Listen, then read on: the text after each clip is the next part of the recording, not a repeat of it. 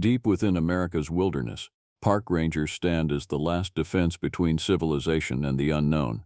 What they witness in the shadows of those ancient forests would shatter your understanding of reality. The Bigfoot, a towering giant that vanishes without a trace. The Skinwalker, a creature that wears the faces of men. The Chupacabra, a predator that drains the very life from its prey. The Hellhound, a beast born from nightmares itself. The Fresno Nightcrawlers, crawling horrors that defy all logic. These encounters happen every night across our nation's most remote regions. The Rangers know the truth, and now you can hear their stories. Subscribe to join thousands who refuse to ignore what lurks in the dark. Hit that like button, drop your thoughts in the comments, and let others know they are not alone in their fear. Together, we shed light on the unexplained. The cold doesn't announce itself in Alaska. It simply arrives, wrapping around your throat before you realize you're choking on it. I learned that the hard way when my boots hit the permafrost outside the ranger station in Wudikogvik, and the temperature gauge on the wall read -47, not including the wind chill. The wind chill took it somewhere that had stopped mattering around -70. My name is written in the logbook of the National Wildlife Refuge, but that's not important now. What matters is that I was assigned here 3 weeks ago, and in those 3 weeks, I've started to understand why the previous ranger lasted only 18 months, why the one before him left in the middle of winter without submitting proper documentation, why the position keeps cycling through bodies like some Arctic carousel, each rotation faster than the last. The station itself sits on the edge of the world. Barrow, or Utquibvik, as the Inupiat people call it, is the northernmost city in the continental United States, and it feels like the country's last gasp before the ice claims everything. The sun circles the horizon in summer, never setting. In winter, it vanishes entirely for 70 days, and darkness becomes the only reality. We were in that darkness now, mid-November, with 4 more months of it stretching ahead like an endless hallway with no doors. I stood in the break room of the station, cradling a mug of coffee so hot it burned my palms, watching snow accumulate against the reinforced windows in patterns that looked almost deliberate, strategic, like something was deliberately trying to bury us in here. "You're thinking too hard about it." The voice came from behind me, and I turned to see Walter Russell setting down his own mug. Walter was 67, the maintenance supervisor, and he'd been at the station for almost a decade. That alone told me something was off about him. Most people didn't stay in Utquibvik that long unless they had nowhere else to go, or nowhere else was willing to take them. "Thinking about what?" I asked, though I knew exactly what he meant. "I was thinking about the reports, the ones that didn't make it into the official logs." "The silence," Walter said. He was a tall man, weathered by decades of Alaskan winters, with the kind of face that had forgotten how to smile. "New people always do. They come up here, and they can't handle the quiet. The darkness, the way sound travels different up here, the way nothing sounds like anything else." "Is that what happened to the previous rangers?" I asked. "The quiet got to them?" Walter turned away and looked back out the window. "Rangers are supposed to be resilient, supposed to understand isolation. But there's a difference between isolation and abandonment. And there's a difference between being alone and being watched." Before I could respond, the door to the break room opened, and Sandra Alexander stepped in, shaking snow from her parka. Sandra was 33, a wildlife inventory specialist, and she'd transferred from the Kotzebue Refuge 2 months ago. She claimed it was a promotion. The look in her eyes suggested it was an escape. "We've got a situation," she said without preamble. "Perimeter cameras picked something up about 4 miles north, near the study site." "Now?" I asked. It was 11 at night, and the temperature was dropping steadily into that zone where exposed skin freezes in minutes. 30 minutes ago, Sandra confirmed. "I've been analyzing the footage. The metadata's corrupted, so I can't see exactly what triggered it, but something large moved through that section, large enough to set off the motion sensor." Walter had gone very still. "Define large." "Larger than a polar bear," Sandra said quietly. "The sensor array shows a height of at least 7 feet. Possibly 8. I felt something tighten in my chest.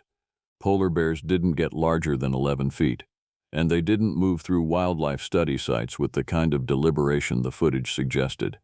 I'd reviewed all the bear behavior protocols. I'd memorized the parameters. I'd prepared for everything the refuge handbook said could happen in this environment. The handbook hadn't prepared me for this. "Show me," I said. We moved to the monitoring station, a cramped room filled with screens and hardware that looked like it had been installed sometime in the early 2000s and never updated. Sandra pulled up the footage, and I watched as the timestamp counter ran backward. 15 minutes, 10 minutes, 5 minutes, and then a frame where the darkness suddenly thickened, condensed, became solid. The shape moved through the snow with a gait that was profoundly wrong. Not the quadrupedal efficiency of a bear, not the bipedal shuffle of a human. Something between. Something that alternated between states as if it couldn't quite decide what it wanted to be. The silhouette was massive. Broad shoulders, long arms, a head that seemed to sit too low on the body.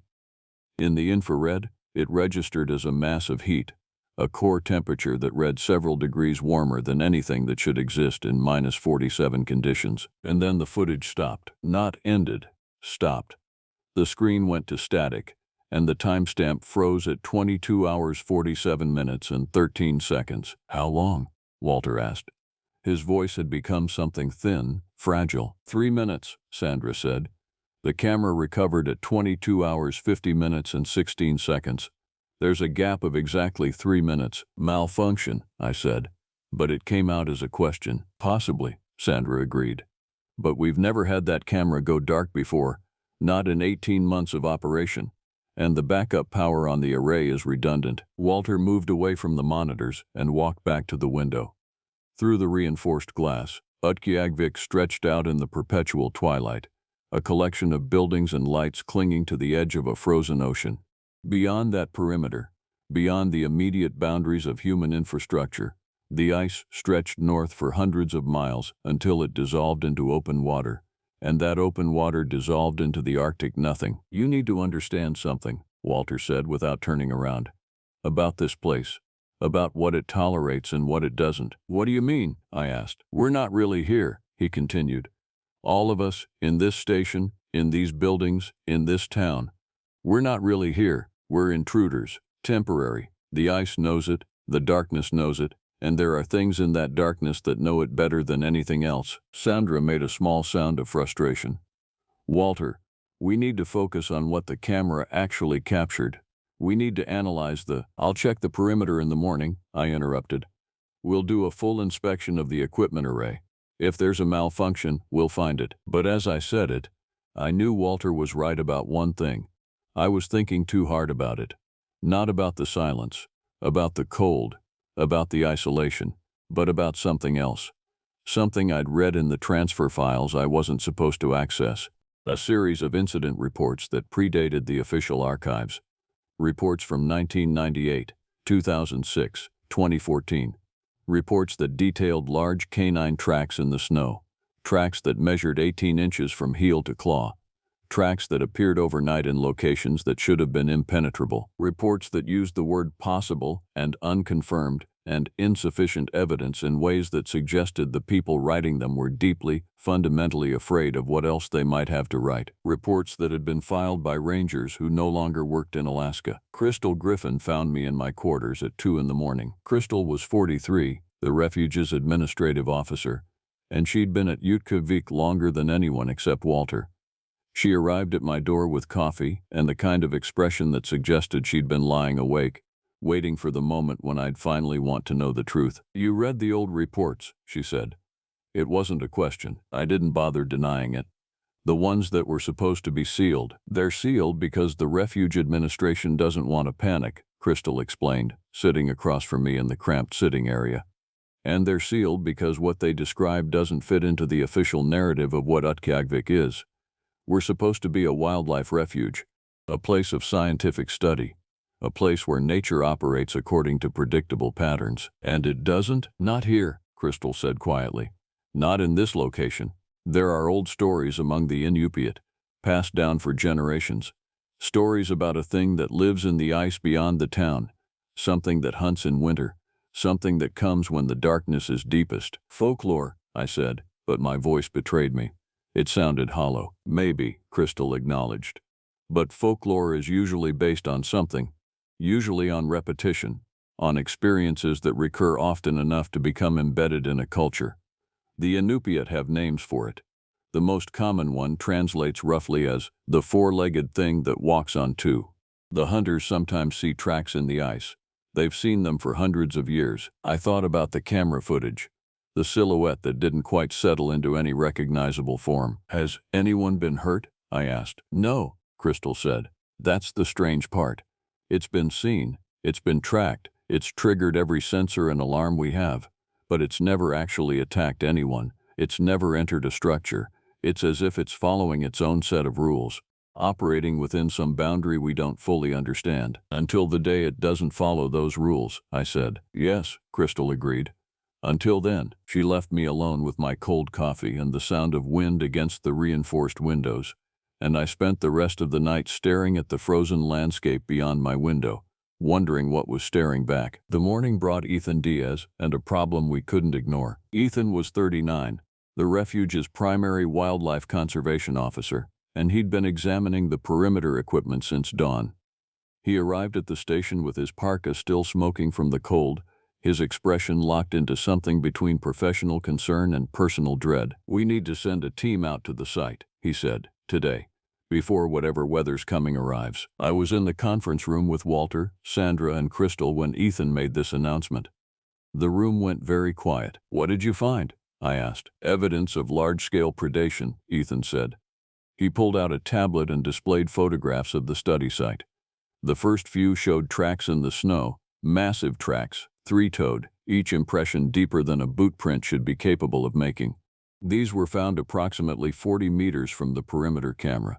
The snow was compressed in a way that suggests significant weight distribution, between 500 and 700 pounds, based on the depth analysis. That's consistent with a large polar bear, I offered. It would be, Ethan agreed, except for what we found next. He swiped to the next image, and the room's temperature seemed to drop further than the weather could possibly account for. The carcass was partially buried in snow, but enough of it was visible to identify what it had been: a ringed seal. The animal had been partially consumed, but the damage pattern was wrong. Bears killed seals in specific ways. They crushed them. They tore specific sections of the body. This seal had been torn apart with a kind of deliberate violence, the bones broken and scattered in patterns that suggested the predator had been doing it not for food but for something else. For sport, maybe. For anger. There are more, Ethan said quietly. 3 other carcasses within a 100-meter radius, all showing similar damage patterns, all killed within the last 72 hours. Could be polar bears in territorial conflict, Sandra suggested, but she didn't sound convinced. Could be, Ethan agreed, but that would require multiple animals, and the tracks all show the same foot dimensions, the same gait pattern. We're looking at a single predator. Walter had been silent through all of this, but now he stood and walked to the window, his silhouette framed against the pale blue twilight of the Arctic morning. We're not sending anyone out there, he said flatly. We have to, Ethan protested. We need to collect samples, document the kills, establish a perimeter around— No, Walter interrupted. His voice had taken on a quality I'd never heard from him before, something ancient, something that suggested he'd had this conversation before and it had ended badly. We need to do the opposite. We need to restrict access to that entire sector, post warnings, keep everyone inside after dark, and we need to not talk about this with anyone outside the station. That's not procedure, I said. If there's a threat to the refuge, there's always a threat to the refuge, Walter said, turning to face us. That's the thing about this place. That's the thing nobody wants to understand about Utqiagvik. It's not just a refuge for wildlife. It's a refuge from something else. This entire town, this entire designation, it exists because the Inupiat understood that there are territories that need to be cordoned off, places that need to be respected, boundaries that need to be maintained. That's insane, Sandra said flatly. Yes, Walter agreed, and yet it's worked for 250 years. The decision was made, though I'm not entirely sure who made it. Walter's authority at the station was more than administrative. It was something older. Something based on the simple fact that he had survived here longer than anyone else, and survival in Utqiagvik conferred a kind of earned legitimacy. We declared the northern sector off limits due to equipment malfunction. We filed a report that was technically true but fundamentally misleading. We went through the motions of maintaining our protocols while simultaneously abandoning the most essential protocol of all, honest assessment of environmental hazard. And the sun continued its slow retreat beyond the horizon, and the darkness grew deeper with each passing day. November transformed into early December, and the cold became something almost alive, a presence that existed in every space between molecules, a pressure that tested the integrity of walls and windows and human resolve. The station began to feel less like a refuge and more like a bunker. We operated on a schedule that kept us inside after darkness fell, which meant that by December, we were inside from 3 in the afternoon until nearly noon the next day. The psychological effect was harder to quantify than the meteorological data, but it was no less real. The station had only so many spaces, the same walls, the same lighting, the same 6 people rotating through meals and breaks and work schedules in an endless cycle of repetition. It was on December 8th that we heard the sound. I was in the monitoring station, running through the day's sensor data, when Yasmin Hayes burst through the door. Yasmin was 51, the station's communications specialist, and I'd never seen her move with such urgency before. "The seismic array is going haywire," she said. "All 3 of them.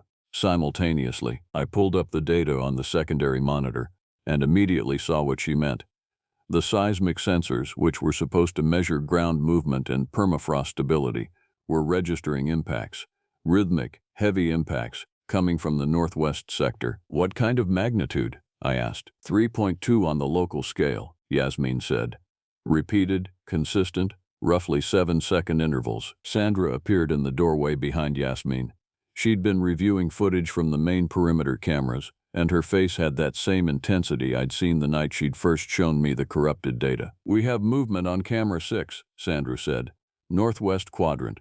And it's not fog, and it's not equipment failure." She didn't wait for permission. She turned and walked back toward the main monitoring array, and I followed. The image on camera 6 was degraded by distance and the twilight darkness, but it was clearly visible. A massive shape moving through the snow toward the research compound's outer structures. The shape moved with predatory grace, each step deliberate and purposeful.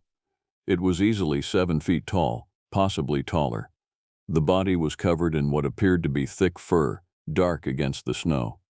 The head was large and broad, set lower than any primate, set lower than any human, and the gait, that terrible hypnotic gait, alternated between 4 limbs and 2, in a way that suggested the creature was transitioning between forms, unable to settle on a single shape. "It's testing the perimeter," Walter said. He'd arrived without any of us noticing, appearing at my shoulder like he'd always been there. "It does this during storm season, during the darkest part of the year. It circles the compound, looking for weakness, looking for entry points." "We need to contact external assistance," I said, but my voice sounded hollow. "We need to alert." "Alert who?" Walter asked. "And tell them what, exactly? That there's an 8-foot canine humanoid hybrid attempting to breach our defensive perimeter? They'll think we've all gone mad with isolation." As if in response to his words, the creature stopped. It stood motionless in the snow, approximately 200 meters from the station, its massive head turning toward the camera, toward us. The infrared imaging showed its core temperature, burning hot against the frozen world. Its heat signature looked almost angry, almost conscious in its intensity. "It knows we're watching," Sandra whispered. The creature moved again, but not toward the station this time. It turned and walked back into the darkness, its massive frame fading into the twilight until there was nothing left but a series of tracks in the snow. The seismic array recorded one final impact, then went silent. We didn't speak for a long time after that. That night, I wrote detailed notes in my personal journal, filling pages with descriptions of everything that had happened since my arrival. The footage, the kills, the creature, Walter's refusal to report any of it through official channels, Crystal's stories about Inupiat folklore, Ethan's reluctant acceptance of a perimeter that would remain unexplored and unexplained. I knew that if I ever left Utqiagvik, these notes would be the only evidence that any of this had occurred. The official logs would show a routine month of November, equipment maintenance, Data collection, standard refuge operations. Nothing remarkable. Nothing that would hint at the presence of something large and predatory operating in the ice beyond our perimeter. I understood then why the previous rangers had left. Not because they couldn't handle the isolation, not because they'd gone mad, but because they'd realized, as I was beginning to realize, that Utqiagvik existed in a kind of equilibrium, an agreement between the human world and something else. A treaty written in cold and darkness and mutually observed boundaries. And once you understood that agreement, you couldn't pretend it didn't exist anymore. You couldn't file reports and maintain official narratives and act like the refuge was simply a place of scientific study. You became complicit in the silence. You became a guardian of the boundary, whether you wanted to be or not. The previous rangers had left because staying meant accepting that responsibility. Because staying meant never being able to speak about what you knew to anyone who might help you escape it. I wondered if I would be strong enough to stay. The storm arrived on December 11th, and it arrived with a fury that made even Walter nervous. The wind speed reached 90 miles per hour, gusting higher. Visibility dropped to near zero. The temperature plummeted past 50 below, and the Weather Service issued a severe Arctic storm warning, the kind that they only issued when the conditions became genuinely lethal. Exposure time measured in single-digit minutes, frostbite risk measured in seconds. The station went into full lockdown mode. We shut off the northern perimeter systems to avoid equipment damage. We reinforced the internal security doors. We moved all non-essential personnel into the central living area, creating a kind of human bunker within the larger bunker of the station itself. I was in the communications room when Crystal found me, and she was holding a photograph that I recognized from the station archives. "This is Thomas Whitfield," she said, handing me the image. The photograph showed a man in his 50s, gray hair, weathered face, the kind of expression that suggested he'd seen something that had permanently altered his perspective on reality. He was the ranger here from 1998 to 2003. He left during a storm, similar to this one. "Left how?" I asked, though I was beginning to understand. "Just walked out," Crystal said quietly. "In the middle of the night, during storm conditions so severe that rescue would have been impossible. He left a note that said only, 'I can't stay here anymore. I can't maintain the boundary.'" "Did they find him?" "No," Crystal said. "The search and rescue teams looked for 3 weeks once the storm cleared. They found no body, no evidence of where he went. It was as if he'd simply dissolved into the ice." She handed me another photograph. This one showed a different man, younger, probably in his 30s. "This is Michael Chen," Crystal continued. "Ranger from 2006 to 2008. He submitted his resignation during his first Arctic storm. He was evacuated by helicopter, even though the conditions were technically too severe for helicopter operations. The evacuation pilot said that Chen was in a state of psychological breakdown. He kept screaming about the sound and the thing outside the walls. "What sound?" I asked. He never specified, but it was something he heard during the storm, something that pushed him over the psychological edge. Crystal showed me 2 more photographs, 2 more rangers, 2 more stories of isolation and fear, and ultimately, departure or disappearance. "This is the pattern," Crystal said. "The position cycles. Someone comes in, they last through 1 or 2 seasons. Then either they leave suddenly, or they do something that forces the refuge administration to remove them. No one stays longer than 18 months. Except Walter," I observed. "Yes," Crystal agreed. "Except Walter." The storm continued through the night and into the next day. The wind didn't diminish.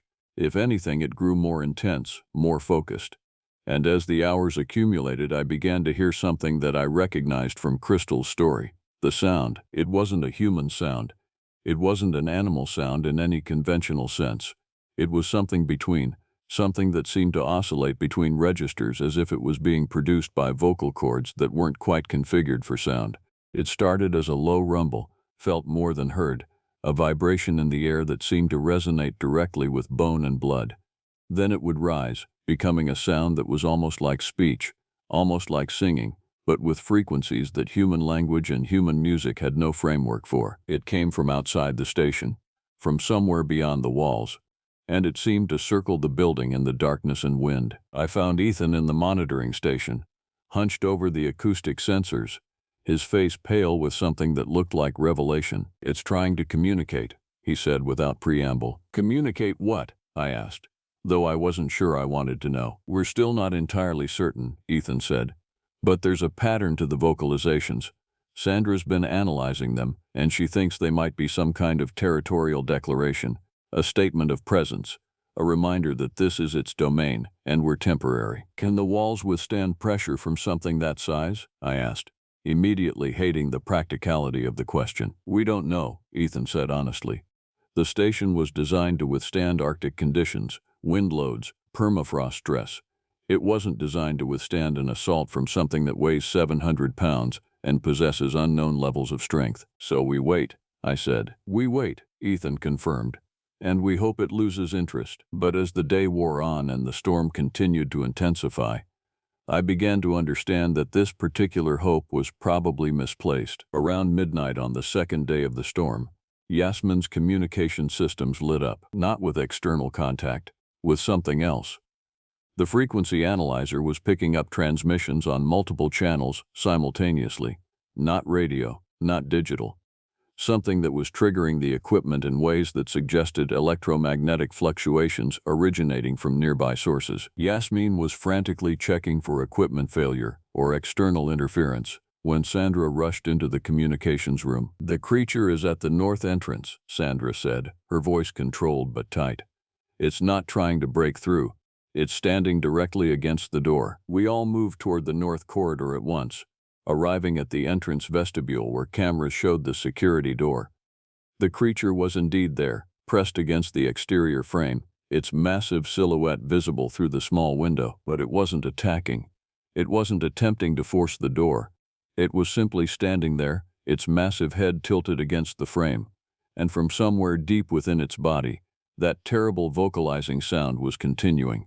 Not aggressive now, almost contemplative, almost sad. "It's waiting," Walter said, arriving behind us with Crystal at his heels. "For what?" I asked. "For someone to open the door," Walter said flatly. "For someone to break the boundary from the inside." "That's not going to happen," Ethan said firmly. "No," Walter agreed. "But it will keep trying. It will push and pressure and vocalize, and it will find weaknesses in human resolve, because that's what it does. That's what it's always done. It tests the boundary by testing the people who maintain it." The sound continued through the night, a constant presence that seemed to embed itself into the walls and the air and the very substance of our psychological resilience. By dawn, even the station's most resilient personnel were showing signs of strain. Yasmin had stopped eating. Sandra spent entire hours staring at nothing. Ethan moved through the corridors with the mechanical efficiency of someone running on pure adrenaline. And the creature never left, never ceased its vocalization, never changed its position directly against the north door. It was on the morning of the third day that Yasmin finally broke. I was in my quarters, attempting to sleep when the alarms started. Not fire alarms, security alarms, the kind that indicated perimeter breach. I dressed and moved toward the command center, with an urgency that suggested some part of me had been anticipating this moment since I arrived. The center was already full when I got there.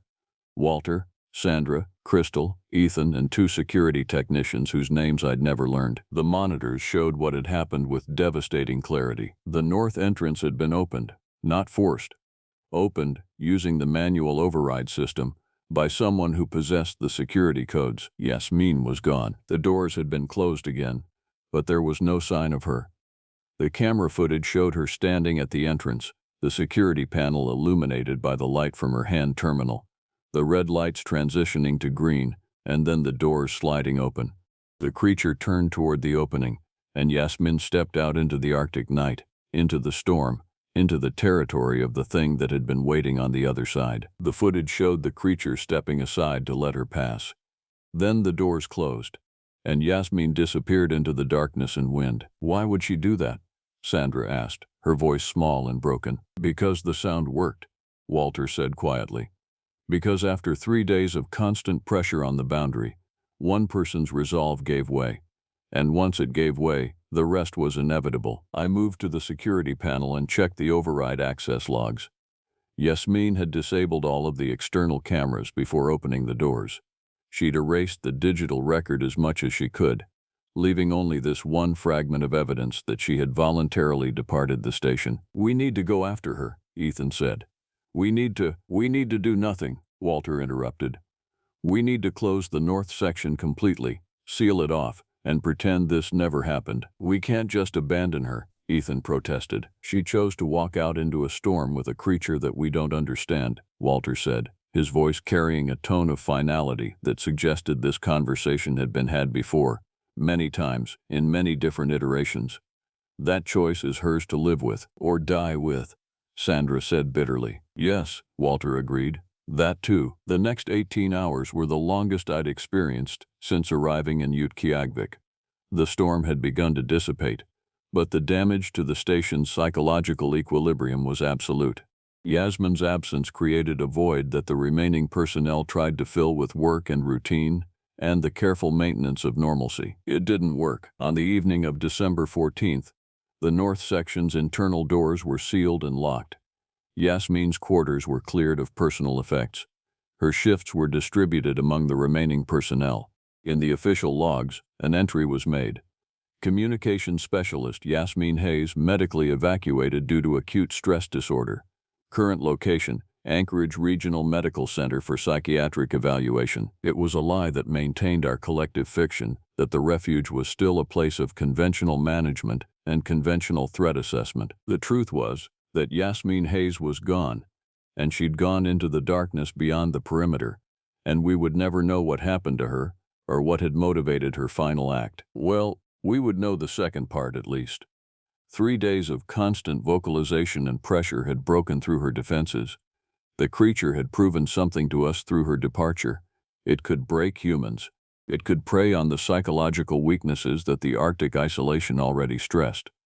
It could use the station's own security systems as weapons against us. It had turned the refuge into a trap, with us as both the jailers and the prisoners. The storm finally cleared on December 15th, and the sun rose in an arc that barely cleared the southern horizon before descending again. The darkness that followed wasn't quite as complete as what we'd experienced, but it was close. I requested a meeting with Walter in his office. Walter, who had been at the station for nearly a decade. Walter, who knew things about Utqiagvik that weren't recorded in any official documentation. Walter, who seemed to understand the creature and its motivations with an intimacy that suggested this wasn't his first encounter. He listened to my questions with the patience of someone who had answered them many times before. "What is it?" I asked first. "We don't know," Walter said. "The Inupiat have names for it. The oldest stories describe it as a creature that is both animal and something else.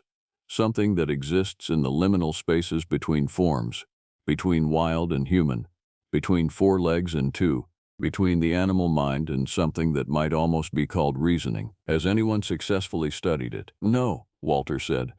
"Anyone who's attempted comprehensive study has either left the refuge or disappeared from it. The creature seems to understand that its existence is dependent on remaining unknown, on remaining undefined by human categories and human systems." "Why does it stay here?" I asked. "Why Utqiagvik specifically?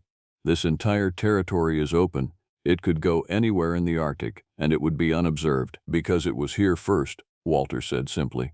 "Before the town, before the refuge, before any of us. This is its territory, and we've built our structures here, and we've drawn our boundaries, and we've maintained our systems, but we're still guests. We're still operating at its sufferance." "And the agreement," I said. Crystal mentioned an agreement. "Some kind of treaty." "An understanding," Walter corrected. "The Inupiat hunted this territory for hundreds of years, and they learned how to coexist with what lives here. They learned the boundaries. They learned what places were safe and what places weren't. When the refuge was established, we inherited that knowledge, though most of it was lost or dismissed as folklore." "What are the terms of this understanding?" I asked. "We don't enter the ice beyond the perimeter during the winter months," Walter said. "We maintain the refuge as a place that's somewhat cordoned off. We acknowledge that there are territories that we don't control and can't control, and in exchange, the creature maintains certain boundaries itself. It doesn't attack the station. It doesn't attempt to enter human spaces in ways that would force a confrontation." "Until someone breaks the agreement," I said. "Until someone breaks the agreement," Walter confirmed. "Or until the boundaries become unclear. or until someone's resolve weakens. I thought about Yasmin stepping out into the darkness, about the sound that had driven her to that decision. Will she survive out there? I asked. Walter looked at me for a long moment, and in his eyes, I saw an answer he wasn't willing to say aloud. That night, I stood at the window of my quarters and looked out at the Arctic ice. The stars were brilliant above, undimmed by any atmospheric moisture or human light pollution. The aurora was beginning to show again, wispy green threads that moved across the sky like they were being written by some invisible hand. The landscape was beautiful in a way that made the scale of human insignificance absolutely clear. We were temporary here. We were seasonal. We were enduring only because we'd built structures and systems that protected us from conditions that were fundamentally hostile to human biology and human life. Beyond the perimeter, in that frozen emptiness, something older was moving. Something that had survived hundreds of winters without walls or heating or any of the technological protections that made human life possible. Something that understood the ice in a way that we never could, because it was part of the ice, part of the cold, part of the darkness that arrived every winter and lasted for months. And somewhere out there in that landscape, Yasmin was trying to survive. Or she was already gone. I didn't know which possibility was more terrible. Winter deepened. December became January, and the darkness became almost total. The sun was gone now, completely gone, replaced by twilight that lasted only a few hours at midday before surrendering to night again. The temperature stabilized somewhere between 40 and 50 below zero, and the wind that had defined the storm season eased into something less violent but equally relentless. The station operated on a reduced schedule. With Yasmin gone and her duties redistributed, we all worked longer hours, rotating through the same tasks in the same spaces with the same people. The psychological strain accumulated like the snow on the station's roof, building in weight and pressure until something eventually gave way. Ethan was the first to show serious signs of deterioration. He started spending hours in the wildlife observation room, staring out at the ice beyond the perimeter. When anyone asked him what he was doing, he would respond with vague references to monitoring behavioral patterns and tracking movement signatures. But there was no movement to track. The creature hadn't shown itself since the night Yasmin left. The northern sectors remained sealed off. Crystal finally pulled me aside on January 12th and told me that Ethan had begun filing false incident reports. What kind of false reports? I asked. Reports of movement in the sealed sectors, Crystal said. Reports of vocalization. Reports of tracks found in locations that our own personnel didn't access and therefore couldn't have verified. I reviewed the reports that evening, and what I found was deeply concerning. Ethan was documenting activity that didn't exist. He was creating a narrative of an escalating threat that had no basis in actual observation or sensor data. And he was doing it with a kind of methodical precision that suggested he wasn't having a breakdown so much as he was conducting a deliberate campaign. Is he trying to provoke an evacuation? Sandra asked when I showed her the reports. I don't know, I admitted. But I need to talk to him. I found Ethan in the observation room late that night, staring at the monitors with an intensity that suggested he wasn't really seeing them anymore. The reports you filed, I said without preamble, they're not based on actual observation. Ethan didn't respond for a long moment. Then he turned away from the monitors and looked at me with eyes that had taken on a kind of feverish brightness. They could be based on observation, he said, if we were actually looking carefully, if we were actually trying to understand what's happening beyond that perimeter. We're not going beyond the perimeter, I said. Then we're choosing blindness, Ethan said, standing up. We're choosing to ignore a threat that we don't understand. We're choosing to accept Walter's explanation that there's some kind of agreement that we can't break because we don't want to know what happens if we do. That seems reasonable to me, I said. Because you're accepting the same fear that everyone who's worked here has accepted, Ethan said. Because you've let Walter's philosophy become your philosophy. The creature has tested the boundary, and we've all backed away from it. We've all decided to be very careful about what we do and where we go and what we say, because that's easier than actually confronting the fundamental uncertainty of our situation. What do you want to do? I asked, though I already knew the answer. I want to understand what that thing is, Ethan said. I want to document it. I want to study it. I want to do what we're actually supposed to be doing here, the work of biology and conservation and scientific observation. That requires going beyond the perimeter, I said. Yes, Ethan agreed. It does. He lasted another week before he tried it. The attempt was discovered when Walter found the north entrance doors manually open on the morning of January 19th. Unlike Yasmin, who had used the security override system and deleted the evidence of her departure, Ethan had simply forced the mechanical locks and walked out into the pre-dawn darkness. What made it different was that Ethan came back. We found him approximately 30 meters from the north entrance, crawling through the snow with a kind of determination that suggested he was moving through pain. His parka was torn, his hands were exposed and severely frostbitten, and his eyes had the kind of expression that people develop when they've seen something that human neurology isn't equipped to process. Walter and Ethan's emergency response team carried him inside and moved him to the medical bay, which was equipped with basic first aid supplies, but little else. By the time I arrived, Crystal was already assessing his condition while Ethan lay on an examination table, shaking violently despite the warming blankets wrapped around him. He's suffering from severe hypothermia and frostbite, Crystal said calmly, moving into the clinical mode that suggested she'd had medical training beyond her administrative position. But that's not the primary concern. Something has traumatized him significantly. Ethan's lips were moving, attempting to form words, but the sound that emerged was incoherent, the same kind of vocalizing that the creature had produced, oscillating between registers, between almost language and pure animal noise. I leaned down, close to his face, and tried to understand what he was attempting to communicate. Ethan managed. It's not, the shape is, it's not, don't try to speak, Crystal instructed. Conserve energy. Let your body adjust to the temperature. But Ethan's eyes fixed on mine with desperate intensity. It's not one thing, he managed. There are multiple, they're not. The shape changes when you look directly, when you try to see.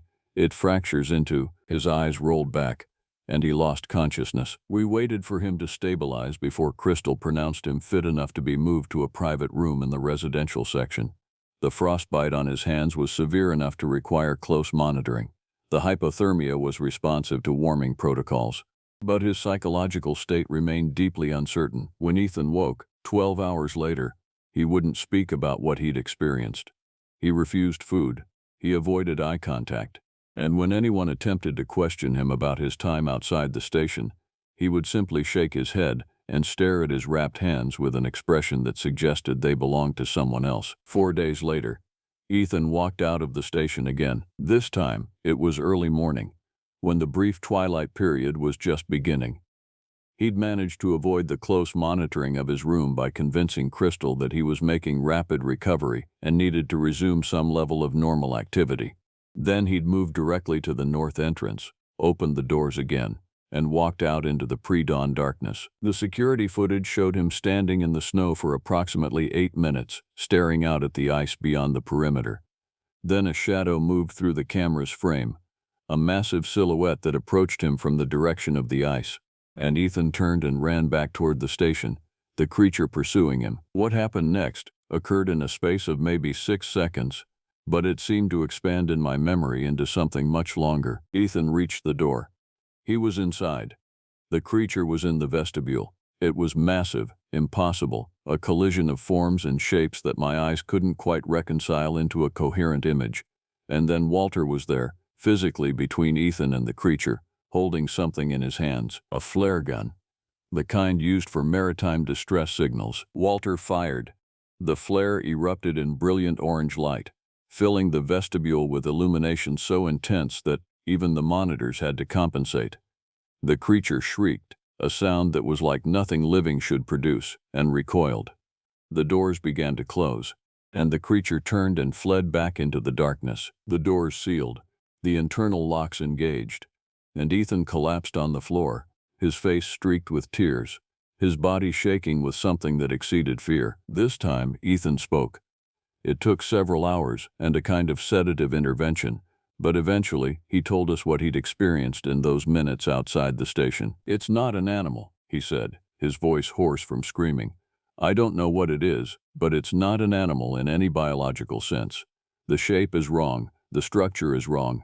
It's like it's composed of parts that don't belong together. joined in ways that shouldn't be possible. Did it attempt to attack you? I asked. No, Ethan said. It was showing me something. It was trying to make me understand. It would gesture toward the ice and I would see movement in the darkness, movement that matched the direction it was indicating. And when I looked closer, I realized. He stopped, swallowing hard. Realized what? I prompted. There were others, Ethan said. The ice was full of them, moving beneath the surface, moving around the perimeter, circling the station. It's not one creature, it's multiple creatures. Or maybe they're all one creature, and I just don't have the neurology to understand how that's possible. The room went very quiet. It showed you something, Crystal said carefully, because it wanted you to know that you're surrounded. No, Ethan said. It showed me because I think it was showing me what the boundary actually is, what we're actually maintaining. Because it's not just keeping one thing out, it's keeping multiple things out. And the agreement, the understanding that Walter mentioned, I think the agreement is that the creature helps us maintain that boundary. It keeps the others at bay. It keeps them from approaching the station directly. That's insane, Sandra said. But she said it quietly, without conviction. Yes, Ethan agreed. And it's probably true. Ethan spent 2 more weeks at the station after that. But it was clear that something fundamental had broken inside him. He moved through the daily routines like an automaton, performing tasks because they were expected but without any real engagement with the work.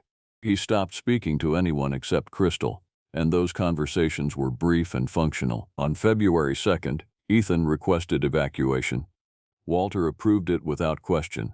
By afternoon, the request had been transmitted to Anchorage, and by evening, it had been approved, subject to weather conditions. The weather held, barely, and a helicopter arrived on February 3rd. Ethan was loaded aboard with minimal ceremony, still wearing the station parka, his frost-bitten hands carefully wrapped. He didn't look back as the aircraft lifted off and disappeared into the pale morning sky. The official report would note that he'd been evacuated due to injury sustained during a field expedition. The injury would be cataloged and documented. The psychological impact would be attributed to the medical emergency and the stress of waiting for evacuation. No mention would be made of what Ethan had actually learned about the structure of the threat surrounding us. With Ethan and Yasmin gone, the station's population dropped to 5. Walter, Sandra, Crystal, myself, and 1 security technician whose name I'd learned was Marcus, though he rarely spoke and I suspected he might be carrying briefings that he reported to someone outside the station. The winter continued its relentless progression. February became March, and somewhere distant, spring was beginning its slow approach toward the Arctic. But in Utqiagvik, the darkness remained almost complete. The sun was returning, but only barely, a brief brightening at midday before darkness reclaimed the sky. I spent increasing amounts of time in the monitoring station, reviewing footage from the active cameras, searching for patterns in the creature's behavior. It had retreated after the confrontation with Ethan. The perimeter sensors showed only minimal activity. The creature seemed to have returned to whatever space it occupied beyond the boundaries of human detection. But its absence was somehow more oppressive than its presence. Crystal found me there late one night, staring at black screens and frozen landscapes. "You're waiting for something," she said. "I'm waiting for it to come back," I admitted. "This quiet isn't sustainable. Something is building." "Yes," Crystal agreed, sitting down beside me. "I think you're right. The creature isn't satisfied with simply maintaining boundaries. Ethan was right about that. Something is changing." "The seasonal cycle," I said. "Spring is coming. The ice is going to break. The sun is going to remain. Things are going to alter. And the creature knows that," Crystal said. "Just like we know it. Winter is its season. Darkness is its season. The cold and the isolation are its allies. When those things start to fade, its power diminishes." "Is that why it tested the boundaries so hard?" I asked. "Why it drove Yasmin out and then showed Ethan what was beyond the perimeter?" "I think so," Crystal said. "I think it was using the intensity of winter to try to break us, to try to force someone to leave or to break the agreement. And when it failed with Yasmin and Ethan, it's now adapting to the changing season." "Adapting how?" I asked, though I suspected I knew the answer. "In ways we haven't yet experienced," Crystal said quietly. "In ways that might test the boundary from a completely different angle." Spring came not gradually, but in sudden shifts. A day that was -40 became a day that was -20, then -10. The wind patterns changed. The ice began to show fracture lines, and the darkness, that oppressive Arctic darkness, began to yield to longer and longer periods of twilight. By March 15th, the sun was remaining above the horizon for nearly 8 hours a day. By April, it would be above the horizon nearly all the time, and the entire concept of night would become almost theoretical. But between where we were in mid-March and where we would be in mid-April lay a transitional period. A time when neither day nor night held complete dominance.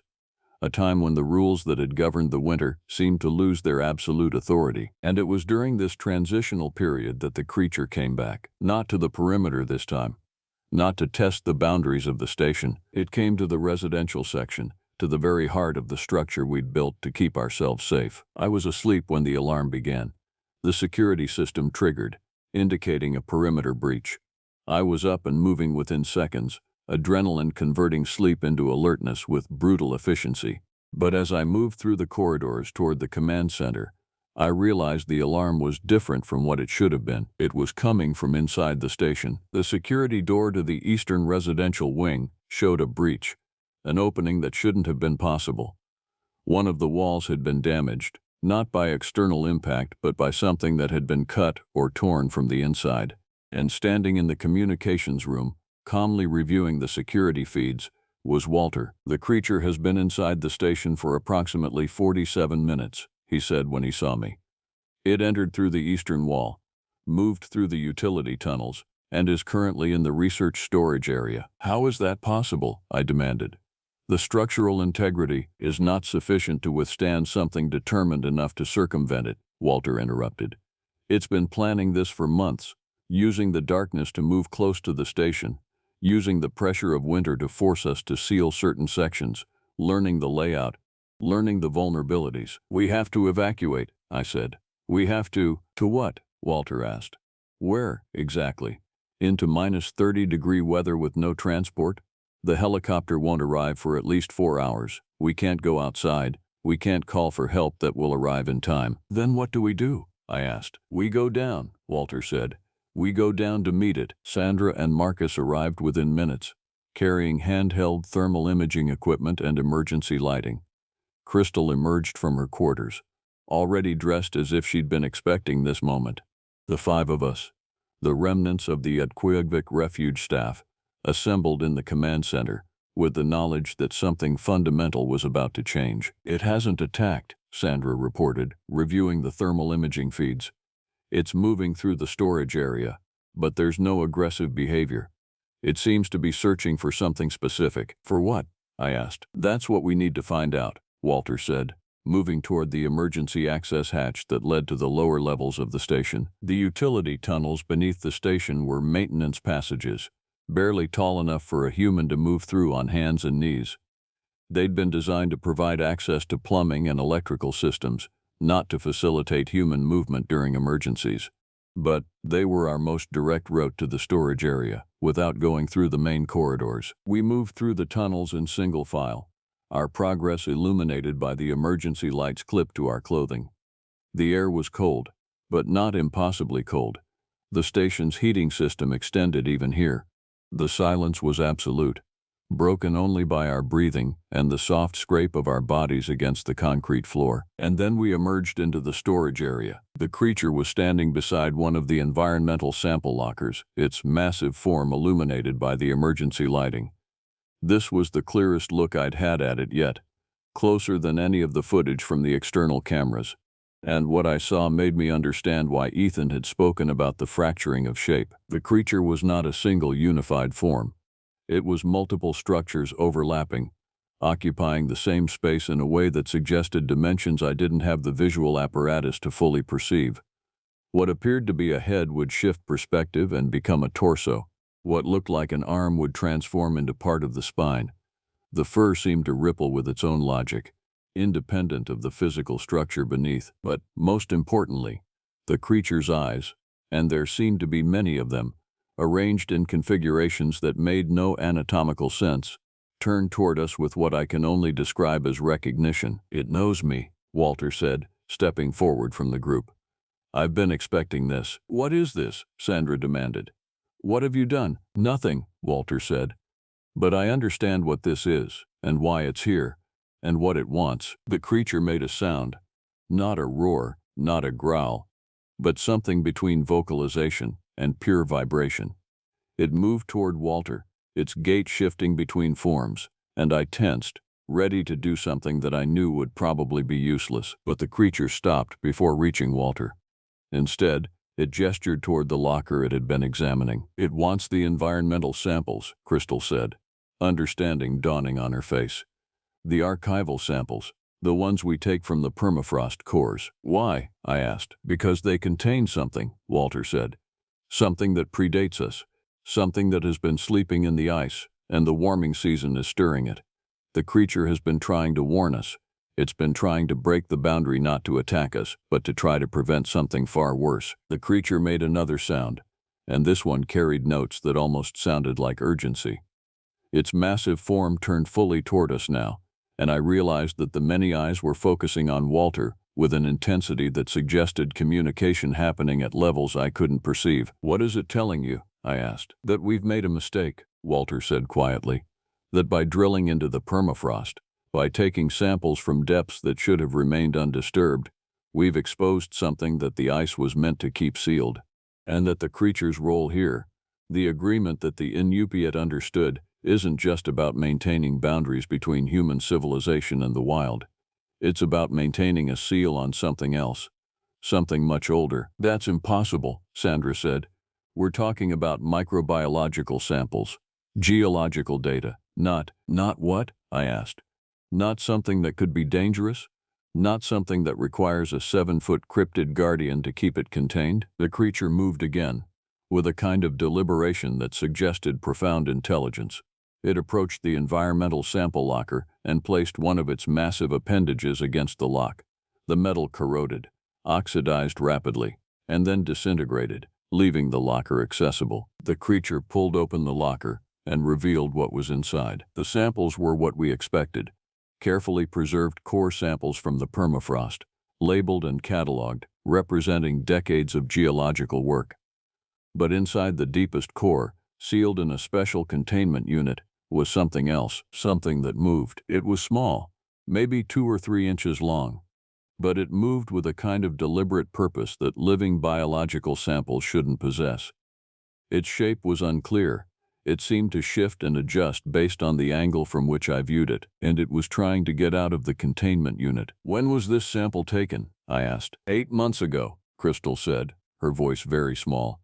From the deepest permafrost layer, from ice that dated back approximately 10,000 years, the creature vocalizing once more. And this time I understood, without translation, what it was trying to communicate. Urgency, desperation, a warning that time was running out. We have to report this, Marcus said, his first words in what seemed like weeks. We have to contact external— Contact who? Walter interrupted. And tell them what? That there's an unknown biological entity in our archival samples, that we've breached a seal that was meant to keep something contained for millennia. By the time anyone outside this station understands the threat, the warming season will have advanced far enough that the containment becomes impossible to maintain. Then what do we do? I asked. We reseal it, Walter said. We put it back down where it belongs. We let the ice reclaim it. That requires taking it back out to the permafrost, Sandra said. That requires a field expedition during the transitional season. Yes, Walter agreed. It does. The creature moved away from the locker now, retreating toward the far wall of the storage area. As it moved, its form seemed to become less defined, as if it was transitioning back into the landscape it had come from. At the threshold of the maintenance tunnel, it turned back, and for just a moment, I could have sworn I saw something in the arrangement of its many eyes that was almost apologetic. Then it was gone, back into the passages beyond the station, back into the ice and darkness. The decision was made quickly, perhaps too quickly, but there was no time for deliberation. The warming season was advancing daily. The permafrost was becoming destabilized, and the containment unit was showing signs of stress. The entity within was becoming more active as the temperature rose. 3 days later, a small expedition departed from the station. Walter, Sandra, Crystal, myself, and Marcus. We carried the original environmental sample locker, sealed in additional containment, equipped with portable cooling units to maintain the sub-freezing temperatures the entity required. Our destination was the deepest part of the permafrost field beyond the perimeter, approximately 8 kilometers north of the station. The journey should have taken 4 hours on foot, maybe 6 given the condition of the ice. In early spring, with the surface becoming unstable in places and the terrain creating unpredictable obstacles, it took 8. We moved in silence, each of us aware that we were crossing a boundary that human personnel were not supposed to cross, that we were stepping beyond the agreement that had been negotiated and maintained for centuries. But Walter had explained it to me before we departed. The agreement was always meant to be temporary, a holding action, a way to keep something contained while the world changed and technology advanced and humans multiplied and spread.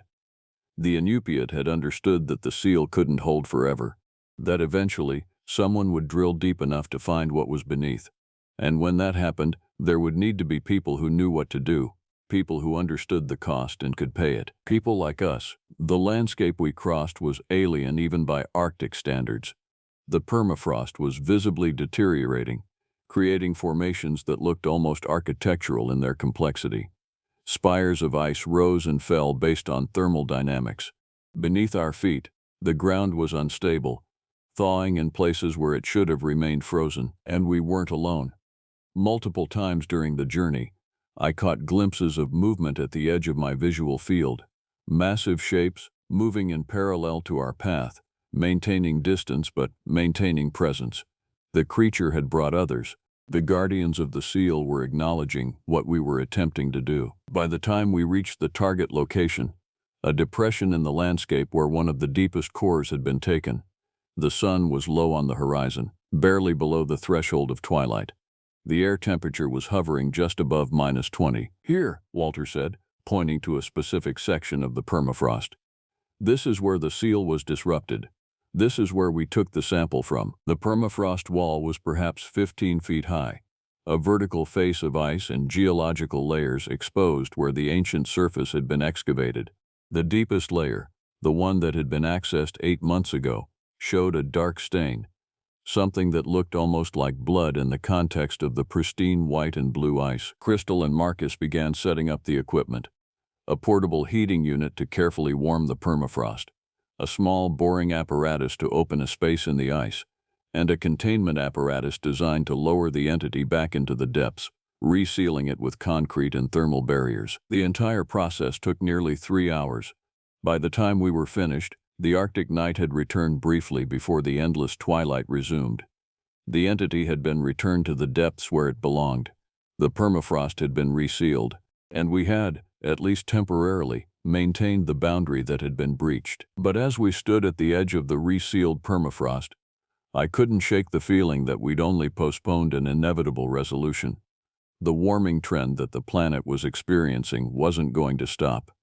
The Arctic was changing, the ice was destabilizing, and the seal, even freshly maintained, couldn't hold forever against the gradual but inevitable rise in global temperature. "What happens when the ice finally melts?" I asked Walter as we began the journey back to the station. "I don't know," he said quietly. "I suspect we'll find out." "And the creature? The thing that's been guarding all of this? It will adapt," Walter said. "Or it will fail. Or it will do something that we can't predict. That's the nature of boundaries. They're always eventually breached." We walked in silence after that, moving through the pre-dawn Arctic landscape, returning to the station that had become our temporary refuge and our effective prison. Behind us, the permafrost stretched toward the horizon, slowly thawing, slowly releasing what time and ice had preserved for 10,000 years. The evacuation helicopter arrived on April 2nd. It was explained as a routine personnel rotation. Supplies would be delivered. 3 of us would remain. 2 would be transported south, where we would file our reports and fade back into normal society with our knowledge and our experience sealed away by official channels and the natural skepticism of anyone who heard our story. Walter insisted on staying. Crystal insisted on staying with him. Marcus departed without comment, carrying sealed documentation that I suspected would end up in some government archive, recorded but never fully acted upon. Sandra and I were transported to Anchorage on a cloud-gray afternoon when the spring sun never quite disappeared from the sky. We don't speak now, Sandra and I. We live in different cities on different coasts. We maintain our professional positions, our normal lives, our carefully constructed fictions of what happened during those months in Nutqiagvik. But I review the permafrost data sometimes. I watch the Arctic temperature records. I note the accelerating rate of ice loss. And I think about Walter and Crystal still at the station, maintaining the boundary, waiting for the day when that boundary becomes impossible to maintain. The creature hasn't been seen since we resealed the permafrost. The station continues to operate. New personnel cycle through, the same pattern that has held for years. Arrival, gradual realization, departure. No one stays long enough to understand what they're actually maintaining. But on the coldest nights, when the wind is howling and the darkness is deepest, I sometimes hear a sound that seems to carry across the continent. A vocalization that oscillates between registers, between animal and something more. A reminder that boundaries exist, and that there are things old enough and powerful enough to enforce them. A warning that even the most carefully maintained seal will eventually fail. And when the ice finally releases what it has held for 10,000 years, when the boundaries dissolve and the guardians can no longer hold the line, when that day comes, I wonder what will step out into a world that has changed so much since it was sealed away. I wonder if Walter and Crystal will still be at the station when it happens. I wonder if they'll remain at their post until the very end, maintaining the agreement, keeping watch over the threshold between our world and whatever waits in the dark beyond. And I wonder if, on that day, anyone will be prepared for what comes next. The ice is melting, the seal is weakening. The cold that preserved the boundary is gradually, inevitably retreating. And somewhere in the darkness at the top of the world, the guardians are waiting for the season when they can no longer guard, when they step aside, when everything changes. My name is irrelevant now. What matters is that I worked as a ranger at Glacier Bay National Park, and what happened there will haunt me until my final breath leaves my body. They told me it would be peaceful. Isolated, yes, but peaceful. The kind of job where you spend your days monitoring trails, checking on campers, and filing reports that nobody would ever read. The kind of work that lets you disappear into the wilderness and forget the rest of the world exists. I was looking for exactly that when I applied for the position in 1998. I was looking for silence. What I found was something else entirely. The helicopter dropped us off on a Tuesday morning in late September. Me, Victoria Cook, and the equipment we would need to maintain the visitor center for the next 3 months. The pilot waved from the cockpit as he lifted away. And within minutes, the sound of rotors faded into the vast quiet of Glacier Bay. Victoria and I stood on the dock, watching the aircraft become a speck against the gray Alaska sky, and I remember thinking that this was what freedom felt like. No radio chatter except the Park Service frequency, no crowds, no demands except to keep the trails clear and the buildings maintained. Victoria Cook was one of those rangers who actually loved the job. She was in her early 30s, lean from years of hiking, with a face that had been weathered by seasons of Alaskan sun and wind. She had been at Glacier Bay for 6 years. She knew the park like most people know their own homes. When I introduced myself that first morning, she smiled and told me not to worry, that the park was beautiful and that I would love it here. I believed her then. We settled into the ranger station, a 2-story building that served as both office and living quarters. The windows faced the glacier itself, and I spent that first evening watching the ice fields catch the last light of day, turning shades of blue that I had never seen before in my life. It was hypnotic. It was gorgeous. It was the kind of place that made you feel small and alive at the same time. That night, Victoria made dinner in the station kitchen, and we talked about trails and wildlife protocols and the logistics of maintaining a park this size with only a handful of permanent staff. She mentioned that we would have seasonal employees arriving in a few weeks, that this time of year was actually considered busy season at Glacier Bay. I found that hard to believe, given that I had not seen another person since arriving. Around 9 o'clock, as we were finishing our meal, Victoria said something that I did not fully appreciate at the time. She said, "The trails get busier as fall progresses. More experienced hikers come this time of year. But stick to the main routes. There are areas where people do not go, And there are good reasons for that. I asked her what she meant. She hesitated, pushing food around on her plate. Then she told me that she had never seen anything concrete, nothing she could prove, but that there were reports in the historical records, things from decades ago, hikers who had gone missing, groups that had turned back without finishing their trips, refusing to discuss why.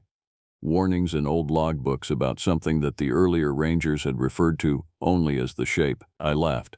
I actually laughed. I told her that every remote place had its legends, its stories designed to scare newcomers. She smiled and did not argue. But I caught something in her eyes, a flicker of concern, or maybe knowledge. That was my first night in Glacier Bay. I did not sleep well. The building was older, and it creaked and settled in ways that were unfamiliar to me. The wind outside was constant, howling down the valley from the glaciers above, carrying sounds that my mind kept trying to interpret as something other than wind. I lay in my bunk in the small room they had assigned to me, and listened to the darkness press against the walls. Around 2 in the morning, I heard something that made me sit up in bed. It was a sound from outside, from the forest that bordered the ranger station. It was not quite a howl, and not quite a scream. It was something in between, something that did not fit into any category of animal sound that I knew. It started low and rose to a pitch that made the window rattle. Then it cut off abruptly, leaving only the wind. I sat in the dark for nearly an hour, my heart hammering in my chest, telling myself that I had imagined it, that the altitude or the stress of travel or the sound of the wind had created a phantom noise in my exhausted brain. Eventually, I convinced myself enough to lie back down. I did not sleep again that night. In the morning, I mentioned it to Victoria. She was making coffee, her back to me, and when I finished describing the sound, she went very still. For several seconds, she did not move. Then she turned around, and I could see the shift in her expression.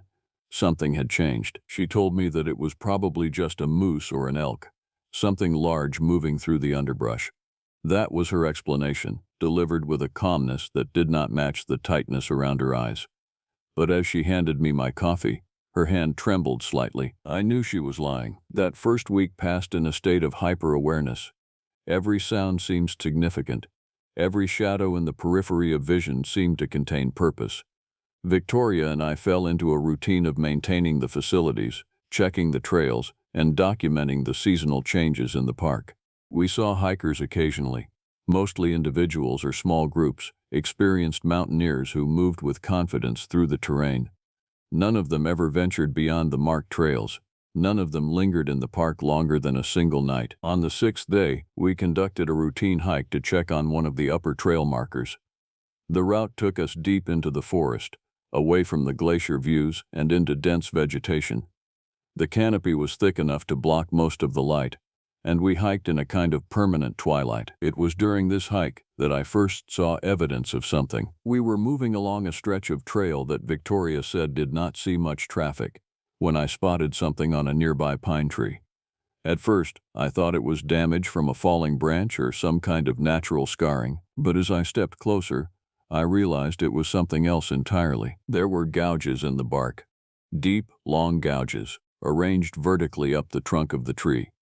They looked like claw marks, but they were too large, too deep, to belong to any bear I had ever heard of. The marks went higher than either of us could reach, stretching up the tree for at least 8 feet before they disappeared into the upper branches. I called to Victoria. She came over, saw the marks, and I watched her face go pale. She said nothing. She just stared at the tree for a moment, then told me we should get back to the station. We did not speak during the hike back. The only sounds were our footsteps on the trail and the wind moving through the canopy above us. But I was acutely aware of the feeling that we were not alone, that something was watching us from the depths of the forest.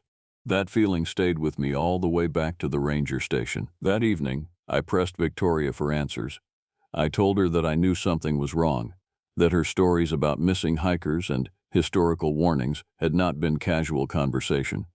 She resisted at first, but finally she relented. She told me that the marks on the tree were not unusual, that she had found similar marks throughout the park, on dozens of trees, some of them decades old based on how much the bark had regrown around the gouges.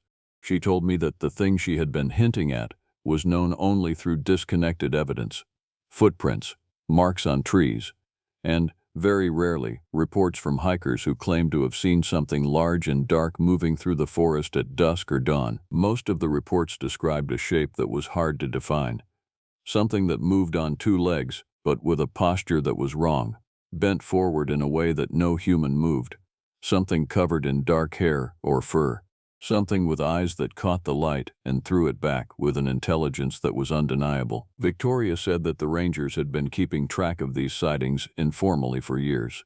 There was no official documentation because there was no official explanation. The Park Service did not acknowledge the possibility of anything that could not be cataloged and identified. But the marks on the trees were real, the footprints were real, the stories from reliable witnesses were real, and whatever was leaving those marks was still there. I did not sleep that night either. I lay in my bunk and listened to every sound, trying to distinguish between the wind and the forest and the thing that Victoria had described without ever using a specific name.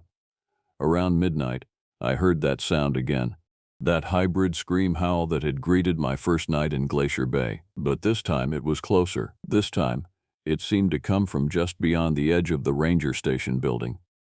It lasted for only a few seconds, but in those few seconds, I understood something fundamental about fear. I understood that there were sounds a human being could make with their throat that would trigger a primal panic in a way that no conscious thought could override. I understood that somewhere in the oldest parts of my brain, in the parts that had evolved millions of years before civilization or language or reason, there was something that recognized this sound as a warning, the sound of something that was not human. 2 weeks into my tenure at Glacier Bay, Nathan Morgan arrived at the ranger station. He was a man in his early 40s, lean and weathered, with the kind of confident bearing that comes from spending most of your life in remote wilderness. He had reserved the Mendenhall Glacier observation area for a solo camping trip that would last 5 days. He had submitted all the proper paperwork, paid all the required fees, and according to his previous trips, he knew what he was doing.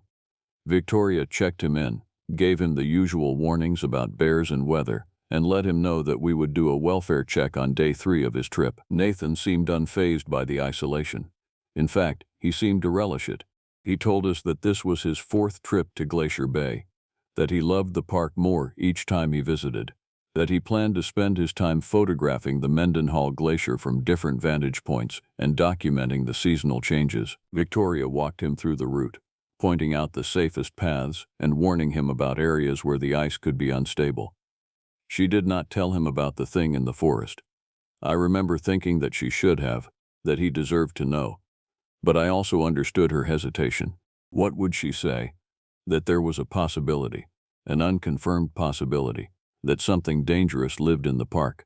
That would be professional suicide. So Nathan Morgan set off into the wilderness, armed with cameras and climbing gear and confidence, and we waited. The welfare check was scheduled for the 3rd day. Victoria and I hiked out to the observation area together, carrying supplies and the intention of confirming that he was safe.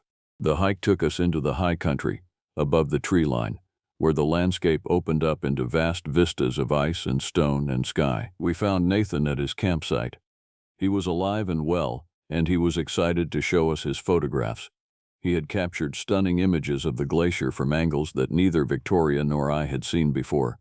He talked about plans for the rest of his trip, about routes he wanted to explore, about light and shadow, and the peculiar beauty of ice at different times of day. But I noticed something. I noticed that he kept positioning himself closer to the fire we built.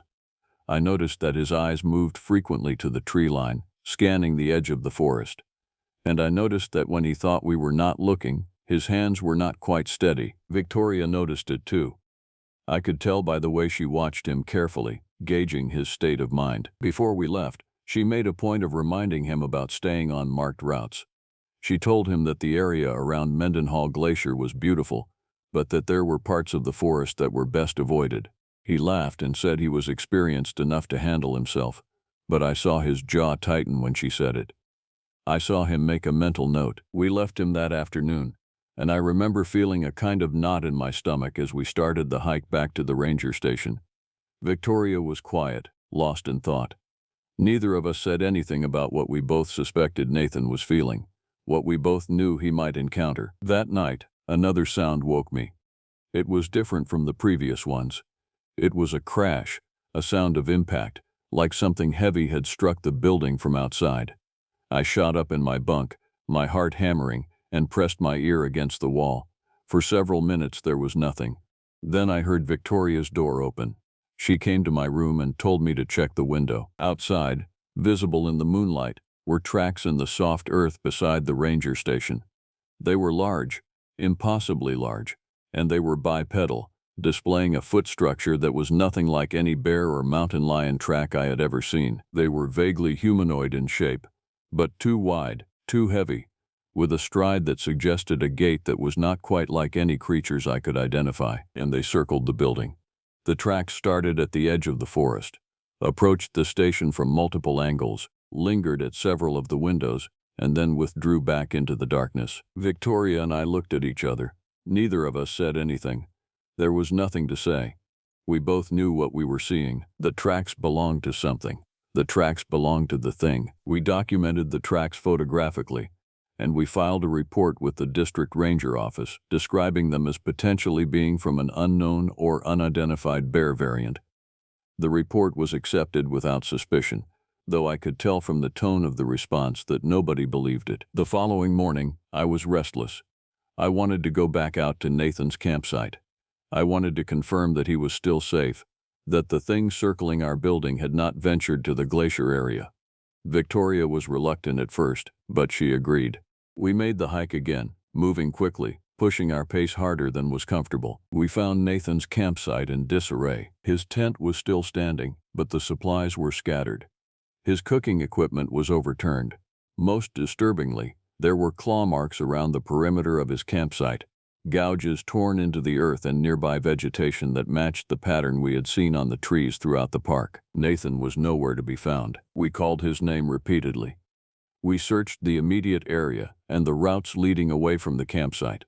We found evidence that he had attempted to hike toward higher ground, that he had maybe tried to put distance between himself and whatever had come in the night. We found his camera, dropped and partially buried in moss, still containing the images he had taken before everything went wrong. We never found Nathan Morgan himself. Victoria radioed the district office and reported a missing person. A search and rescue operation was initiated. Helicopters came. Rangers from other stations arrived with search dogs and equipment. They combed the area for 3 days, covering every accessible route multiple times. They found nothing. They found no sign of what had happened to Nathan.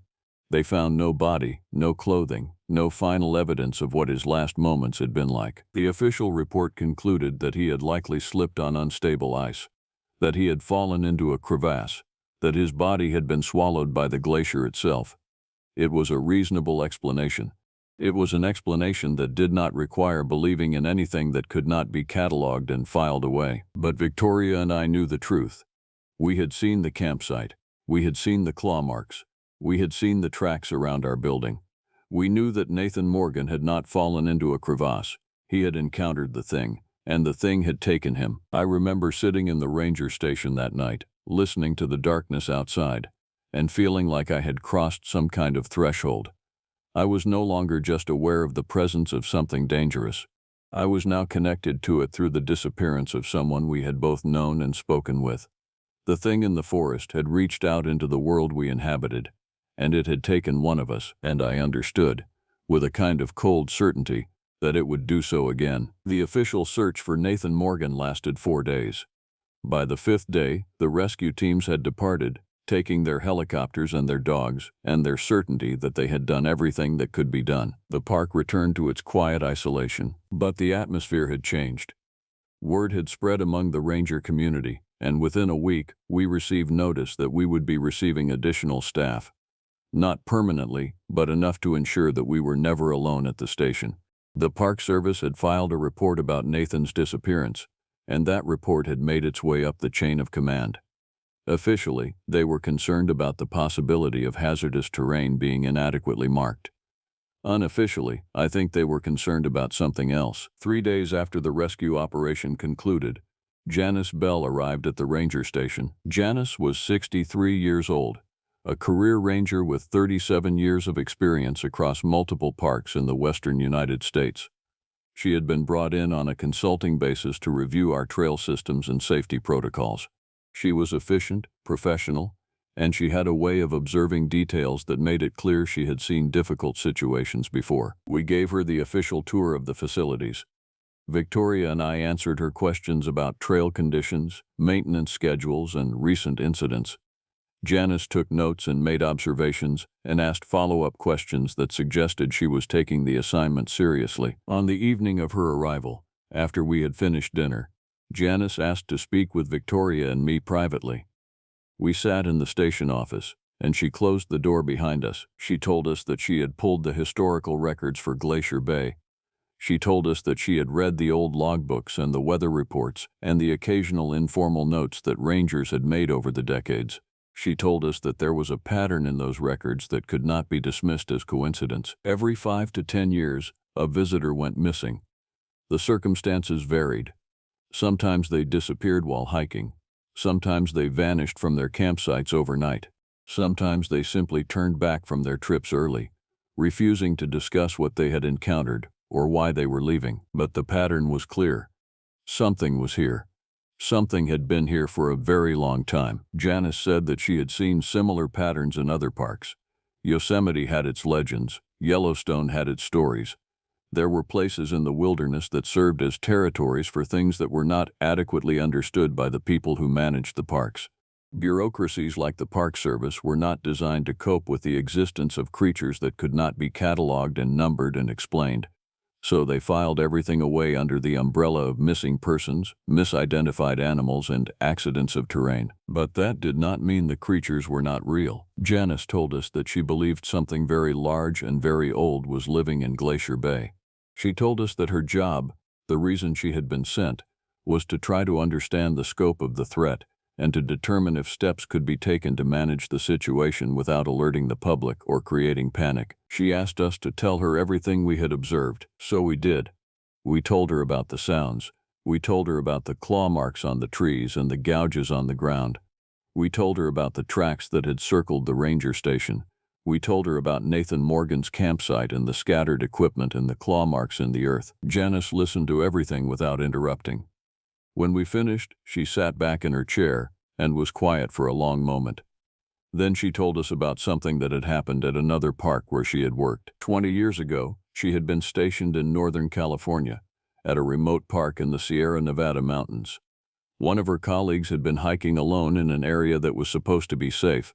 The colleague had encountered something in the forest. She had run, and she had barely made it back to civilization. She had suffered wounds that were consistent with claw strikes, but she had survived. The colleague had left the Park Service immediately. She had relocated to another state. Janice had tried to stay in contact with her, but eventually the woman had stopped responding to letters and calls. Janice said that she had never reported what happened. That reporting it would have meant drawing attention to something that the Park Service was structured to ignore. But she had kept track of the incident. She had documented what the colleague had told her, and she had spent the rest of her career watching for similar patterns in other locations. Glacier Bay had one of the highest concentrations of unexplained disappearances that she had found. I asked Janice what we should do. She told me that the first thing we should do was to ensure that no more people died. That meant implementing restrictions on certain areas of the park. It meant encouraging hikers to avoid certain times of day. It meant, essentially, limiting human access to the territories that the creature occupied. Victoria asked if we could request an official investigation. Janice laughed, but there was no humor in it. She said that we could try, but that nobody would believe us without concrete evidence. And the only concrete evidence would come from someone being attacked or killed. And even then, it would be easier to blame the victim or the environment than to acknowledge the existence of something that could not be managed through standard bureaucratic procedures. So instead, we implemented changes quietly. Victoria and I revised the recommended trail routes, marking certain areas as unsuitable for overnight camping and suggesting that hikers avoid forest sections during dawn and dusk. We increased the frequency of our patrols, though we were careful not to venture into the deepest parts of the park. And we waited. We waited for something to happen. We waited for the creature to reveal itself more clearly. We waited for either a resolution or a catastrophe. What we did not expect was for the creature to adapt. 3 weeks after Janice's arrival, Aaron Murphy showed up at the ranger station in a state of extreme agitation. Aaron was 51 years old. He had been camping in the park for 2 days, adhering to all the guidelines, staying on marked trails, and following all the safety protocols. He had been hiking in the Mendenhall area when something had happened that had terrified him so profoundly that he had abandoned his trip immediately and hiked out of the park to reach the ranger station. We brought him inside and gave him water and let him sit by the fire while he collected himself. Eventually, he was coherent enough to tell us what had happened. He said that he had been hiking on the main trail near the glacier when he had heard a sound that was wrong. A sound like an animal, but not an animal that belonged to the landscape. He had stopped and looked around, but the forest was dense and he had not seen anything. He had continued hiking, but the sound had continued with him. It had seemed to track his movement, staying just out of sight in the trees beside the trail. For nearly an hour, he had hiked with that sound following him, getting closer and closer, until he could hear the brush moving and breaking beneath something heavy. Then, for a moment, the thing had stepped into the light. Aaron described it with the kind of desperate precision that comes from traumatic memory. He said it was massive, at least 7 feet tall, covered in dark hair or fur. He said it moved on 2 legs, but with a posture that was hunched and wrong. He said its arms were long, with powerful shoulders and claws that looked like they could tear through flesh and bone without resistance. Most importantly, he said it had a face that was between man and animal, with eyes that held intelligence and intention, eyes that had looked at him with what he described as hunger. The creature had stood there for only a few seconds, regarding Aaron across a gap of maybe 30 feet. Then it had vocalized. It had opened its mouth and produced that hybrid scream howl that I had heard circling the ranger station, and Aaron had run. He had run down the trail without looking back. He had run for 2 miles, and even after his legs had given out and he had collapsed, gasping and shaking, he could still hear that sound echoing behind him. It had taken him another hour to recover enough to hike, and he had made the trail journey back to the ranger station in a state of barely controlled panic. He told us that he was leaving the park. He told us that he was going to leave Alaska if he could manage it. He told us that nothing, no photograph or achievement or adventure, was worth the possibility of being hunted by something like that. We did not try to convince him otherwise. That evening, after Aaron had been transported by helicopter back to civilization, Janice gathered Victoria and me in the office again. She told us that the situation had escalated. The creature was no longer being passive, no longer maintaining a distance from human activity. It was making direct contact. It was allowing humans to see it. She said that this was a dangerous development. She said that it suggested the creature was either becoming bolder or becoming more desperate. Either way, it meant that the time for quiet management was over. Janice told us that she was going to recommend to the district office that a hunting permit be issued. She said that she would frame the recommendation as being for the management of an unknown predator, that she would cite the missing person and the recent aggressive encounter as justification. She said that what they did with her recommendation would determine the future of Glacier Bay, but she also said something else. She said that she had seen this before, in the park where her colleague had been attacked. She said that when authorities tried to hunt these creatures, the creatures adapted. They became nocturnal. They moved deeper into the wilderness. They stopped leaving evidence of their presence. And then, after a certain period of time, the disappearances would resume, often more frequent than before, as if the creature was exacting some kind of revenge for being hunted. She said that she did not know what the right answer was. She said that she had spent her entire career trying to understand this dilemma, and she was no closer to a solution. 3 days after Aaron Murphy's encounter, the district ranger office authorized a limited hunting expedition. They sent 2 professional hunters, both of them experienced in wilderness operations and wildlife management. They brought equipment, supplies, and the kind of casual confidence that comes from believing you understand how to handle any situation in nature. They also brought weapons, and they brought permission to use them. Their names were irrelevant. What mattered was that they represented the bureaucracy's attempt to solve a problem that could not be solved through standard procedures. The hunting operation lasted 6 days. Victoria, Janice, and I were instructed to remain at the ranger station and provide support as needed. We did not accompany the hunters into the deep forest. We waited at the station and listened to their radio reports. On the first day, they reported finding evidence of the creature: large tracks, deep claw gouges on trees, recent kill sites showing the remains of predated animals. They were excited. They were convinced that they had found what they were looking for, and that they would resolve the situation quickly. On the second day, they reported that the trail had gone cold. The creature had apparently moved deeper into the park, away from the areas they were searching. On the third day, they reported that they were experiencing equipment failures. Radios were crackling with interference. Compasses were not functioning correctly. They attributed this to magnetic anomalies common in certain areas of Alaska and pushed deeper into the wilderness. On the fourth day, we received no reports. On the fifth day, we received fragmentary radio contact. One of the hunters, the one whose name was David, reported that his partner had been injured. He reported claw wounds consistent with an animal attack. He reported that they were attempting to hike back to the station, but that his partner was in bad condition. Janice organized a rescue party. She, Victoria, and I, along with several other rangers who had been sent in response to the situation, hiked into the forest to meet them. We found the injured hunter 3 miles from the ranger station. He had deep claw wounds on his legs and torso. The wounds were still bleeding, and he had gone into shock. We applied first aid and called for a helicopter evacuation. David told us that his partner had wandered away from their camp during the night, that David had heard screaming, and he had come out of the tent with his rifle, and he had seen something massive moving through the trees. He had fired shots, but the creature had been fast, impossibly fast. It had moved like nothing he had ever seen before. His partner had been struck before David could get a clear shot. By the time David had tried to help him, the creature had already withdrawn back into the forest. David said that he believed the creature had been watching their camp. He believed it had deliberately lured his partner away. He believed it had been hunting them with intelligence and deliberate strategy. The helicopter arrived and transported the injured hunter to a medical facility. We waited for news of his condition, but it never came. The official report simply stated that he had recovered from his injuries and had declined to discuss the incident further. The hunting expedition was officially suspended.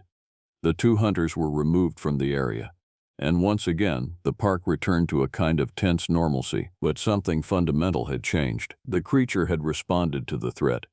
It had adapted to the presence of armed hunters, and according to David's testimony, it had done so with intention and planning. That night, Victoria, Janice, and I sat in the ranger station office, and Janice told us something she had been holding back. She told us that the creatures existed in a state of complex social organization, that there was evidence suggesting multiple individuals across different territories, that they had intelligence that rivaled human intelligence in certain domains, and that they were capable of long-term planning and strategy. She said that the creature in Glacier Bay was not an animal acting on instinct.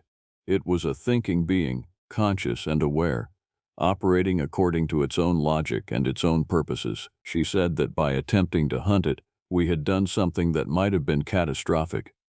We had turned a creature that was mostly content to hunt occasionally and remain hidden into an entity that might now view humans as a direct threat. I asked her if she thought the creature would attack the ranger station. Janice was quiet for a long moment. Then she said that she did not know. She said that the creature had choices, and those choices were based on factors that we could not predict or control. All we could do was prepare for possibilities and hope that our preparations would not be necessary. So we prepared. We reinforced the doors and windows of the ranger station. We kept supplies of food and water for extended periods of isolation. We maintained the radio equipment and ensured that we had reliable contact with the district office. We documented everything, creating a record of all the incidents and all the evidence, and we waited for something to happen. 2 weeks passed without incident. The autumn deepened, and the days grew noticeably shorter. Snow began falling at higher elevations, and the valleys filled with the sound of wind and the distant crackle of glacial movement. Then, in the 3rd week, Christine Bailey arrived at the ranger station. Christine was 40 years old, a photographer specializing in wilderness landscapes and wildlife documentation. She had permits from the Park Service to camp in designated areas and to document the natural features of Glacier Bay. She had done this before, in other parks, and she was experienced in wilderness survival and safety protocols. She was also, Victoria and I realized, an answer to a prayer that Janice had been quietly making. Janice had submitted a request for additional staff, and Christine had been assigned to the station.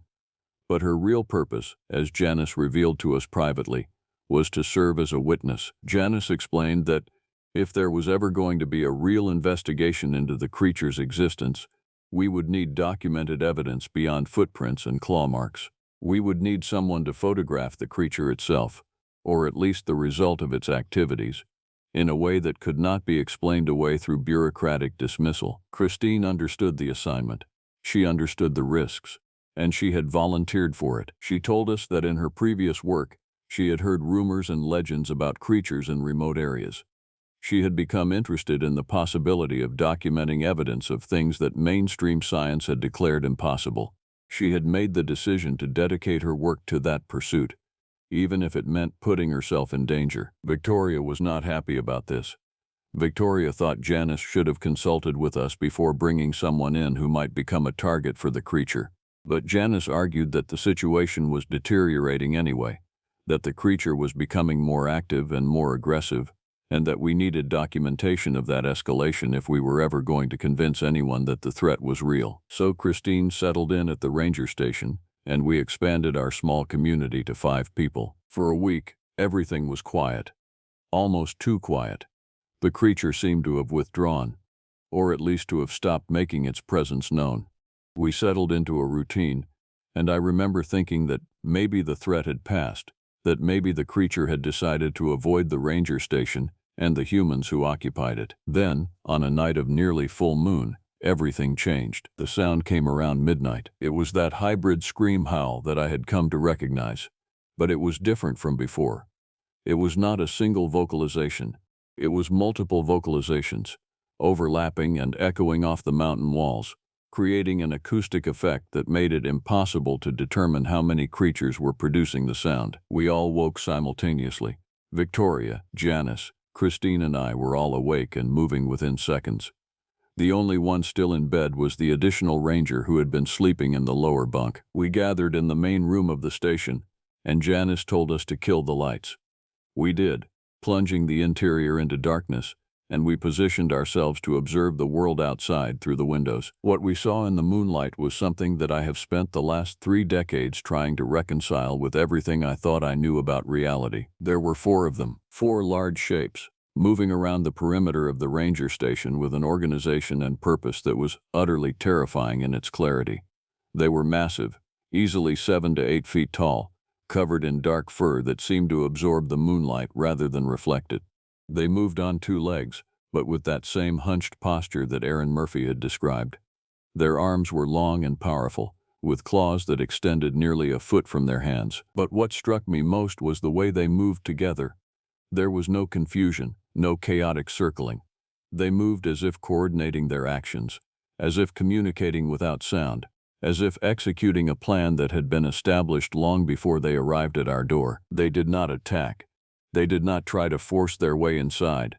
They simply surrounded the building and vocalized that terrible sound, over and over, for hours. We did not try to contact the district office. We did not try to call for help.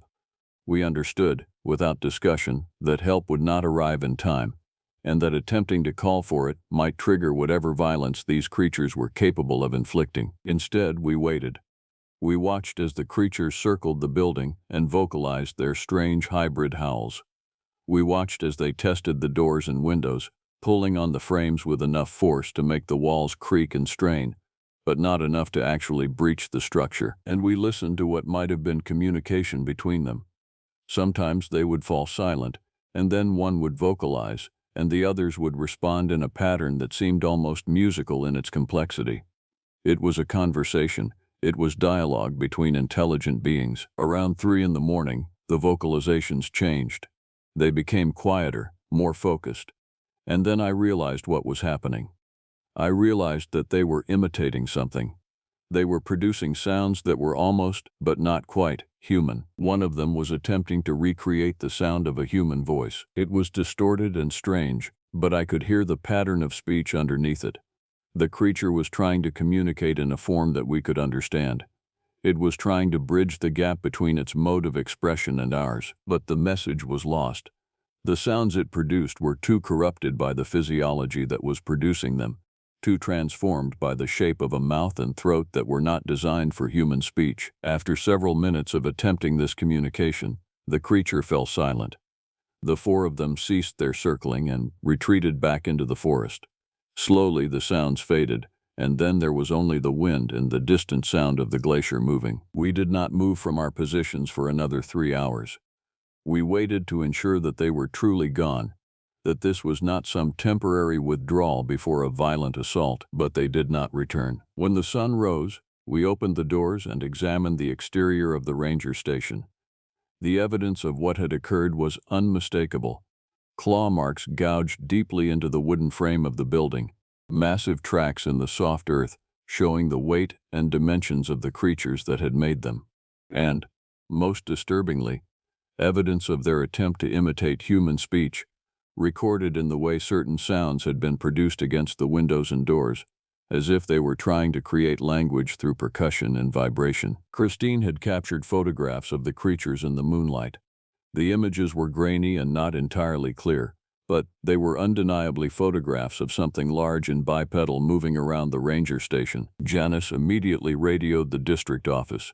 She reported what had occurred in careful, professional language that contained all the facts while avoiding any explicit statement about what the creatures actually were. She requested immediate evacuation of all personnel and closure of the park to public access. The response from the district office was not what we expected. They told us to stand by.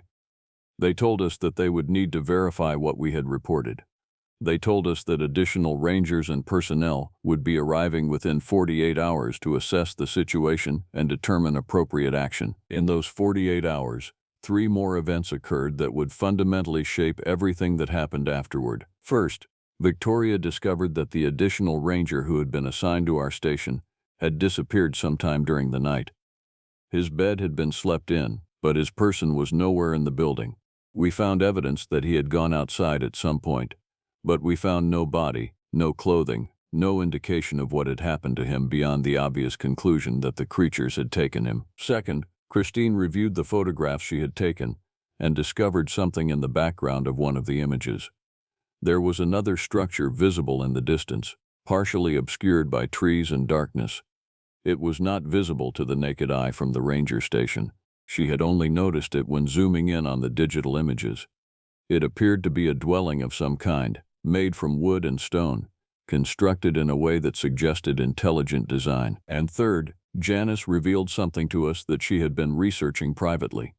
She told us that the creatures were not animals that had adapted to live in human territory. Rather, it was humans who had adapted to live in their territory. We were the invasive species. We were the ones who had moved into an environment that belonged to them, not the other way around. She told us that the record she had found suggested that these creatures had been living in the remote areas of Glacier Bay for at least several centuries. There was no historical evidence of their arrival or migration. There was only evidence of their presence, going back through time in progressively fragmentary ways. She said that the park itself was a relatively recent incursion into what had been exclusively their territory. The Park Service had established the ranger station and the trail systems and the camping areas without any knowledge or consideration for what already inhabited the land. We were the trespassers. When the reinforcement rangers arrived 48 hours later, they brought with them equipment and personnel and the kind of official presence that suggested the situation was being taken seriously. We briefed them on everything that had occurred.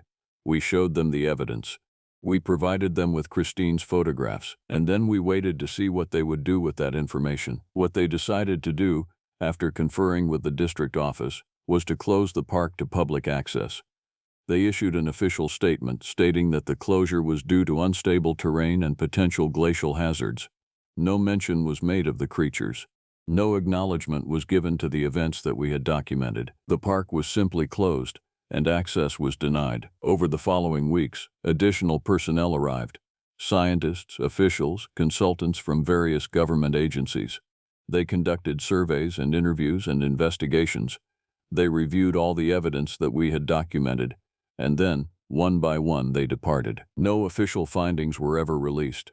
No explanation was ever provided for the closure. The park remained inaccessible to public visitors, but the closure was maintained indefinitely under the justification of ongoing safety assessments. As for us, the rangers who had been at Glacier Bay when all of this occurred, we were transferred. Janice departed first, returning to her consulting work and her private documentation of similar cases in other parks. Victoria requested a transfer to a different park, one that was closer to civilization and less isolated than Glacier Bay. The additional ranger who had disappeared was never officially found, and his disappearance was attributed to an accident in terrain that had not been adequately documented. Christine's photographs disappeared.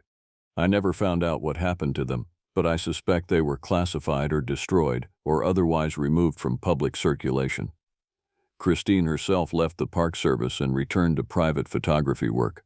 I saw a few of her books over the years, and none of them contained any reference to Glacier Bay or to the creatures that inhabited it. I was transferred to a different park, one that was smaller and busier and filled with the kind of human activity that left no space for the unknown. But I never forgot what I had experienced at Glacier Bay. I never forgot the sight of those four massive shapes moving through the moonlight.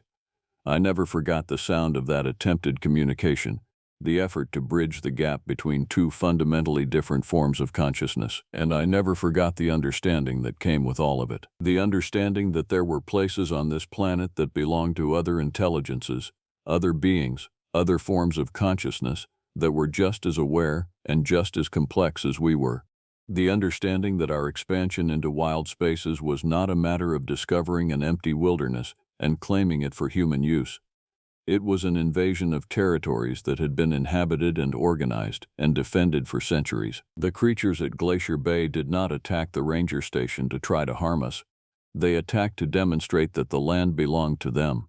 They demonstrated ownership through force because we had demonstrated our intention to occupy and control through the establishment of infrastructure and systematic access. In the 3 decades since I left Glacier Bay, the park has remained closed to public access. The official story is that the closure is temporary, pending ongoing environmental assessments. But I know the truth. I know that something negotiated a kind of boundary with the human authorities. I know that a decision was made to isolate the creatures and their territory, to cut them off from human intrusion in a way that both sides could accept. I know that somewhere in those vast forests and ice fields, those creatures still live. They still hunt. They still maintain their territories and their social structures and their own forms of civilization that we barely comprehend. And I know that Glacier Bay remains their domain, not ours. That is the account I have to offer. That is the truth of what happened when I worked as a ranger in a place where humans were not supposed to be, and where something far older and far more powerful than we were made certain we understood our position in the order of things. The fear that seized me during that night when they surrounded the station has never fully left me. It remains in my bones and my blood, a permanent alteration of my understanding of what is possible and what exists just beyond the reach of official knowledge. The wilderness still calls to me sometimes. I still feel the pull of that empty country and the vast spaces where the rules of civilization do not apply. But I know better now. I know that empty is never truly empty. I know that every wild place is occupied by something, and that we are always the trespassers, no matter how much infrastructure and official designation we impose upon the land. That is what the park ranger learned in Glacier Bay. That is the truth that will follow me into whatever comes after this life ends. And if you ever find yourself in Alaska, if you ever venture into the vast wilderness of Glacier Bay, remember this account. Remember that you are not the first human to set foot in those forests. Remember that you are not alone, and remember that the thing circling in the darkness might not be the predator you assume it to be. It might simply be reclaiming what was always its own. There are places in this country where the forest doesn't want you. I learned this not from books or warnings posted at ranger stations, but from the cold understanding that settles in your bones when you realize something has been watching you the entire time. My name is Nathan Morgan, and for 23 years, I have protected Glacier Bay National Park. That protection became a curse the moment I understood what truly lives within these mountains. The Mendenhall Glacier sprawls across the landscape like a sleeping giant, blue and ancient, and utterly indifferent to human existence. Visitors come to see its majesty. They take photographs. They marvel at nature's raw power. They leave before sunset, and the place returns to something far older than anything tourists could comprehend. I had learned to love the silence. I had learned to find peace in the weight of wilderness pressing down from all sides. That was before everything changed. It started in October, during the shoulder season when the park empties and the real work begins. Victoria Cook, one of our seasonal rangers, reported strange activity near the Mendenhall Lake Trail, animal tracks that didn't match anything in our regional database. She was experienced enough not to panic, but I could hear something else in her voice when she radioed in the details. Something that sounded like fear, carefully controlled by professionalism. "Nathan, these prints are wrong," she said, her voice crackling through the static. "The stride pattern, the claw marks, they're almost canine, but the spacing is too wide. The depth suggests something heavy, something real heavy." I told her to photograph them and mark the location. Protocol, routine, safety first. But her words lingered with me as I sat in my small office that evening, reviewing incident reports and maintenance schedules. Wrong, she had said the tracks were wrong. Not unusual, not unexpected, wrong. Aaron Murphy found the first body 3 days later. He called it in around dawn, his voice shaking badly enough that I had to ask him to repeat himself twice. A deer. Not just dead, but destroyed. The carcass lay 50 yards from the main trail, torn apart with violence that spoke of something beyond simple predation. Whatever had killed this animal had been angry. The remains were scattered across the snow in a pattern that suggested the attack had continued long after the creature was already dead. Overkill born of rage or hunger or something we had no word for. "It's not a bear," Aaron said when I arrived at the site. He stood apart from the remains, his face pale beneath his ranger hat. "Bears don't do this. I've seen bear kills. I've cleaned up bear kills. This is different." Aaron was 51 years old and had worked in parks across Alaska for 2 decades. He was not prone to exaggeration or drama. His hands were shaking, and he kept glancing into the trees as if he expected something to emerge from the darkness between the pines. We documented everything with photographs and measurements. The prints were there, pressed into the soft snow. Victoria had been right to call them wrong. The shape was partially canine, but the size was all wrong. These paws were enormous. The front claws had pierced through frozen ground as if it were soft earth. The hind prints suggested a creature that stood on 2 legs with regularity, not just in moments of desperation. The stride spacing indicated a gait that was neither fully quadrupedal nor entirely bipedal. It was something between states, something unclassified. "We should bring in a specialist," Aaron suggested. "Game and fish. Someone who knows about predator behavior." I nodded, but I was already thinking about the decades I had spent in this park, about the stories the old rangers told during long winters. Stories about things that didn't appear in any official documents, things that were reported and then quietly dismissed, things that were easier to ignore than to acknowledge. That evening, I called Janice Bell. Janice was 63 years old and technically retired, but she still volunteered at the ranger station and maintained a cabin about 12 miles into the backcountry. She had worked at Glacier Bay for 40 years, longer than anyone else. She knew the mountains like most people know their own homes. More importantly, she knew the stories. The things that didn't fit into official reports because there was no category for them. "I was wondering when you'd call," Janice said when I reached her. She didn't sound surprised. She sounded like someone who had been waiting for this conversation for a very long time. "You know what this is," I said. It wasn't a question. "I know what the old Tlingit stories say lives in the high country," Janice replied carefully. "I know what my grandfather told me before he died. I know what I saw once, about 15 years ago, when I was foolish enough to hike alone after dark." "What did you see?" There was a long pause. I could hear wind moving through trees on her end of the line. Janice lived close enough to the wilderness that the sounds of nature were always in the background of her life. "Something that didn't match the world as we understand it," she finally said. "Something with the shape of a wolf and the posture of a man. Eyes that reflected my flashlight like it was looking back at me with intelligence. Full intelligence. Not the confused awareness of an animal. This was knowing. This was aware. I felt something shift in my chest. a tightening that came from recognizing the truth of something you had always suspected but hoped to never confirm. "It's here again," I said. "It's always been here," Janice corrected. "We're just finally noticing, or it's finally decided to be noticed." Over the next week, more evidence accumulated. Christine Bailey, one of our senior staff members at 40 years old, documented additional kills. Elk this time, a moose calf separated from its mother. The violence was consistent, brutal, purposeful. Each kill was arranged with a ritualistic quality that suggested something more than simple hunger. These were messages, warning signs, territorial markings written in blood, and scattered remains. Visitors began complaining about sounds during the night. Something that howled, but not quite like any animal they recognized. Something that moved through the forest with enormous strides but never quite let itself be seen.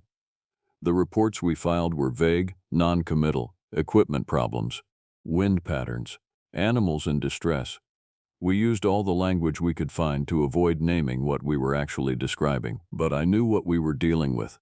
The dogman, the thing from the folklore and the whispered stories, the creature that existed in the shadows between what was real and what was impossible. It had been here all along, I realized. It had always been here. We had just been fortunate enough not to cross its path until now. And the worst part was that something about finding out the truth, about confirming that these creatures were real, had changed something fundamental in the park. It was no longer a place of beauty and wonder.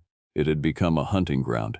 We were rangers of a wilderness that contained something predatory, something intelligent, something that had decided, for reasons we could never understand, that it was time to stop hiding. The question was no longer whether the dogman existed.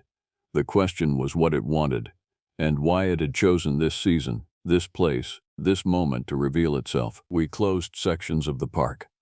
The official explanation was trail maintenance and wildlife concerns.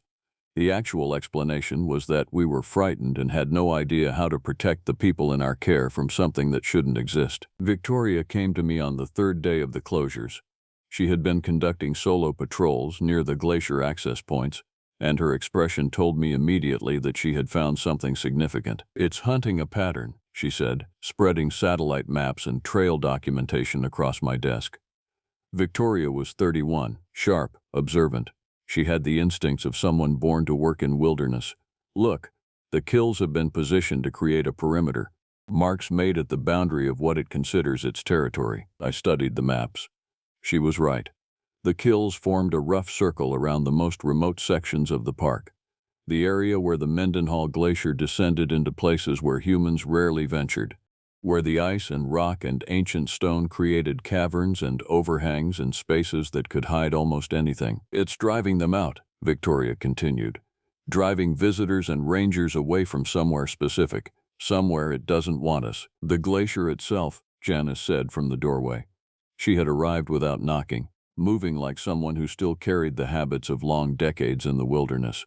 "It's protecting something up there, something in the ice or beneath it." I felt that strange tightening in my chest again. It had been 2 weeks since the first body. 2 weeks of escalating incidents, of reports carefully worded to obscure the truth, of staff that was becoming increasingly afraid to work alone. The park was suffocating under the weight of a secret we couldn't contain much longer. "We need to know what we're dealing with," I said. "We need to send someone in, someone trained, someone who understands." "You know no one is trained for this," Aaron said. He had been quietly standing near the window, watching the glacier in the distance. "You can't train for the impossible," but the decision was made. I would go into the backcountry. I would follow the territorial markers and track the creature to its source. I would find out why it was here, why it was hunting, why it had decided to make its existence known to us. Christine volunteered to come with me. She was 40 years old, with 15 years of experience in the park and no fear of difficult terrain. More than that, she had a calmness about her that suggested she understood that some things could not be avoided. Some tests could not be refused. We departed at dawn, carrying emergency supplies and satellite phones that we knew would likely fail the moment we entered the deep backcountry. Janice provided us with old Teelingit maps, hand-drawn territories that marked places to avoid. She offered us no blessing and no hope, only the acknowledgement that we were doing something necessary and possibly suicidal. The first day's hike took us past the established trails and into country that few humans had ever navigated. The forest here was different, older. The trees grew in patterns that seemed almost deliberate, creating narrow passages that funneled travelers in specific directions. The silence was complete. No birds sang. No small animals moved through the undergrowth. The forest was watching. The forest was waiting. We found the first marker as the sun moved into the western sky. It was a tree, ancient and massive, with claw marks carved into its trunk so deep that splinters of white wood still hung from the gouges. The marks were arranged in a pattern, not random animal scratching. Deliberate. A message. A warning. We continued on, climbing higher into the mountains. The Mendenhall Glacier dominated the landscape now, blue and white and impossibly vast. My legs ached. My lungs burned with the effort of breathing thin air. But we pushed forward, following the territorial markings that appeared at regular intervals. Scratch marks on rocks, kills arranged deliberately, paths through the forest that seemed to guide us toward something waiting. On the second night, we heard it for the first time. It was not a howl exactly. It was something deeper. A sound that came from a creature with a throat and vocal cords designed for something between human speech and animal vocalization. It carried across the mountains with impossible clarity, and when I heard it, I understood that this was deliberate as well. It was calling to us, announcing that it knew we were here, that it had been expecting us. Christine was huddled in our makeshift camp, a depression in the rocks that provided some shelter from the wind. She looked at me, and in her eyes I could see the same realization I was experiencing. We were not tracking the creature. The creature was allowing us to track it. We were walking into something that had been prepared for us, and our arrival had been anticipated. The night was long and terrible. Every sound was an intrusion. Every shadow held potential threat. We did not sleep.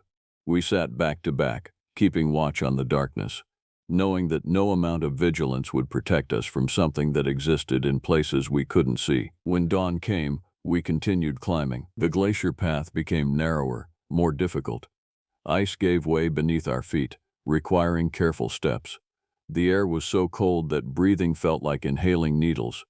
But ahead, I could see something, a dark space in the ice, a cavern or tunnel, a place where the glacier met the mountain and created an opening that led into depths we could not measure. That was where the territorial markers led. We approached the cavern mouth with every nerve singing with terror. The opening was immense, easily 30 feet across. The interior was shadowed beyond the reach of morning light. The air emanating from it was neither warm nor cold. It was something else. Neutral, ancient. It smelled like stone and something organic, something that had been undisturbed for a very long time. Christine started to speak, but the sound that came from within the cavern stopped her mid-breath. It was laughter, not human laughter. Something that approximated laughter while remaining fundamentally alien to human experience. It was the sound of a creature trying to mimic human emotion and failing, creating something that was warped and wrong and deeply disturbing. Then it appeared. The dogman emerged from the cavern with a deliberate slowness that suggested it understood the effect of its appearance. Its body was massive, easily 7 feet tall, with a frame that suggested enormous musculature beneath dark, matted fur. But the horror of it came not from its size, but from its posture. It walked upright, fully upright, like a man, but with a gait that suggested it was still remembering how to move in this configuration. Its head was shaped like a canine skull, but the eyes were wrong. Those eyes held intelligence. Those eyes held something that might have been understanding or malice or curiosity. Its mouth opened, and I saw teeth arranged in patterns that no animal should possess. When it spoke, its voice was a guttural approximation of human speech. Words formed from a throat not designed for language, but language nonetheless. "Why?" it said, the single word drawn out and distorted. "Why do you come here?" I could not move. I could not speak. The sound of its voice paralyzed me more thoroughly than any physical threat could have achieved. Christine, however, responded.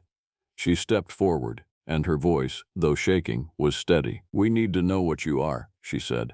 "We need to know why you're here." The creature tilted its head, a gesture that was almost curious, an expression that was almost thoughtful. "Here," it repeated. "Here always. Your kind came, built, changed, spread. I was here first. This is mine, you understand? All of this, the glacier, the mountains, the forest, mine." It took a step toward us, and I found my legs working again, though not under my voluntary control. I was backing away. My body understood threat on a level that my conscious mind was struggling to process. "We can leave," I said. "We'll leave. We'll keep people away." "No," the creature said. Its mouth formed a shape that might have been a smile. "Now you know. Now you've seen. Now I need to understand. I need to know what you'll do with knowing. Will you tell? Will you bring them all here? Will they hunt me?" Christine had not backed away. She stood her ground, and in her face I saw something that might have been understanding, or might have been the acceptance that comes when you recognize that some doors, once opened, cannot be closed. "We'll keep the secret," she said. "We can do that." The creature considered this. Its enormous head moved, studying Christine with an intensity that felt like it could burn through flesh. "Your promise," it said. "I need more than promise. I need understanding." Then it raised one massive arm, and the claws extending from its fingers glinted in the morning light. Christine did not scream. She did not run. She simply closed her eyes and stood there, waiting. That is when the cavern collapsed. The sound was like the world breaking. Ice fell from the vault above, enormous chunks that crashed down with forces that shook the ground beneath our feet. The creature shrieked, a sound of pain and fury that was nothing like the approximated speech from before. It turned away from us, disappearing into the cascading debris. Christine grabbed my arm. "Run," she said. Just that single word. Just that command that cut through my paralysis. We ran. The descent was desperate chaos, falling more than climbing, using gravity and fear as our only guides. Behind us, the sound of the glacier was a continuous roar. Ice tumbled down the mountainside. The cavern was collapsing completely, sealing itself off from the world above. A death trap for anything caught within it. We didn't stop until the glacier was no longer making sounds, until the rumbling had ceased and the world had returned to its terrible silence. That night, we made camp in a rock shelter 5 miles from the glacier. We did not speak about what had happened.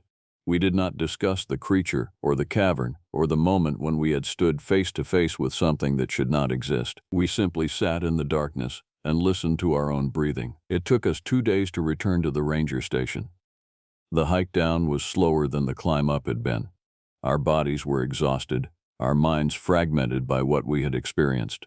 The normal world seemed unreal.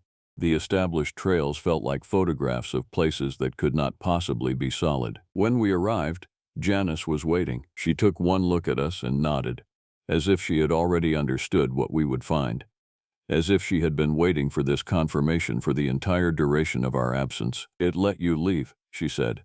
It was not a question. "The glacier collapsed," Christine said. Her voice sounded strange, empty, like she was speaking through a distance.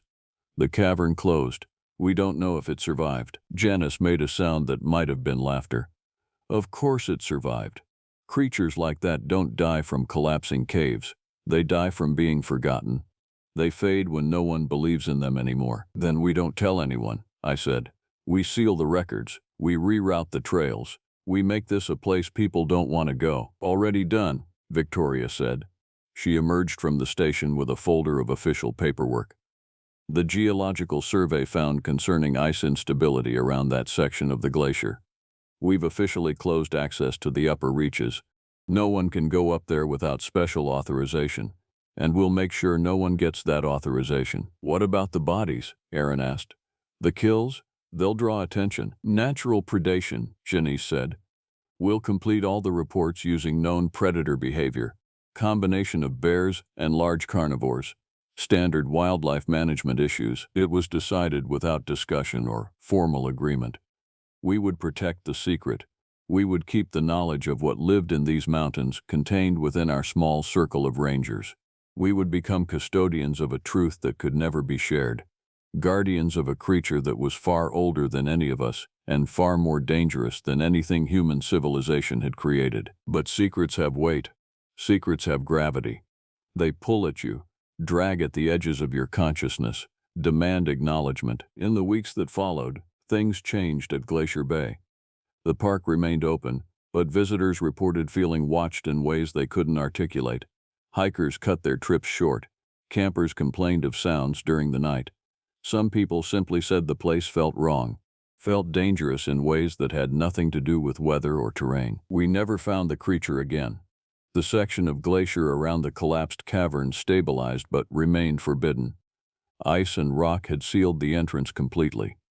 We told ourselves that perhaps the creature was truly gone. Perhaps it had died in that collapse after all. But I knew better. Every night, I could hear something in the distant mountains.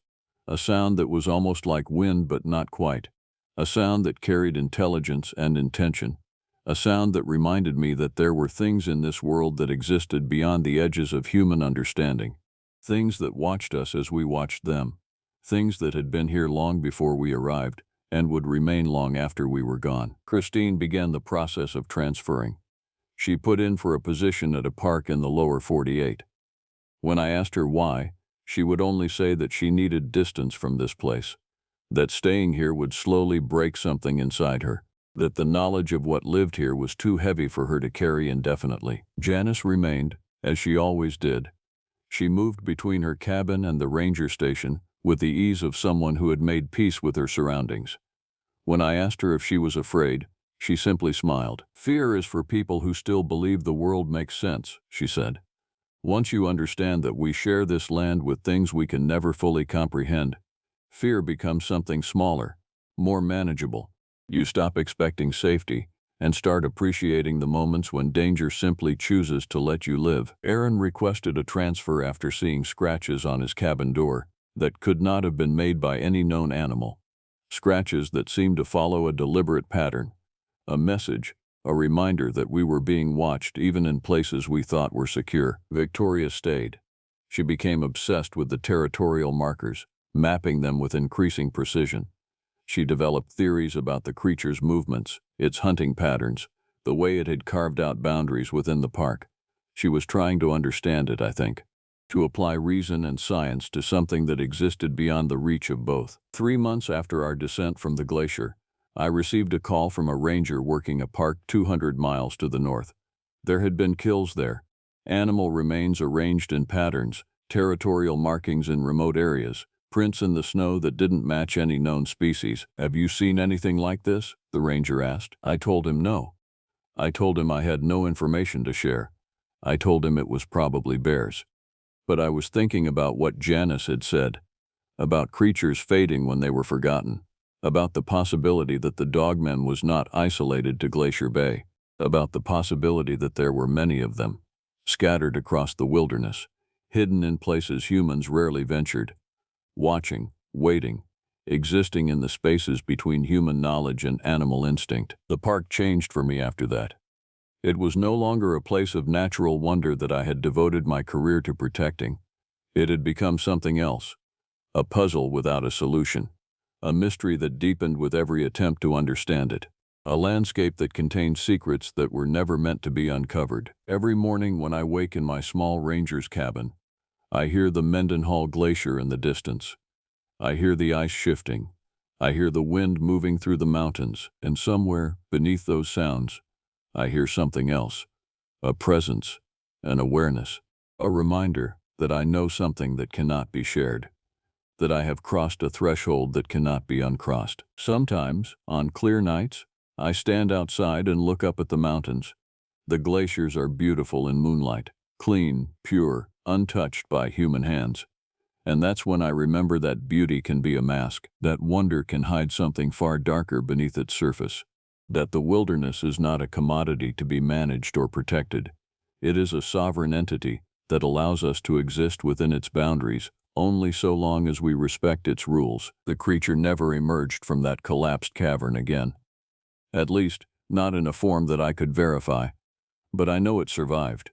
I know it watches the park from somewhere deep in the ice and rock. I know it remembers us. It remembers the moment when we discovered what lived in its domain. It remembers Christine standing without fear. It remembers my terror. And every day, I wait for it to decide that the secret needs to be shared, that the hidden thing needs to be revealed, that the boundary between the known world and the unknown needs to be breached once more. I wait, and I listen to the mountains breathe. And I know that nothing in this park will ever be simple again.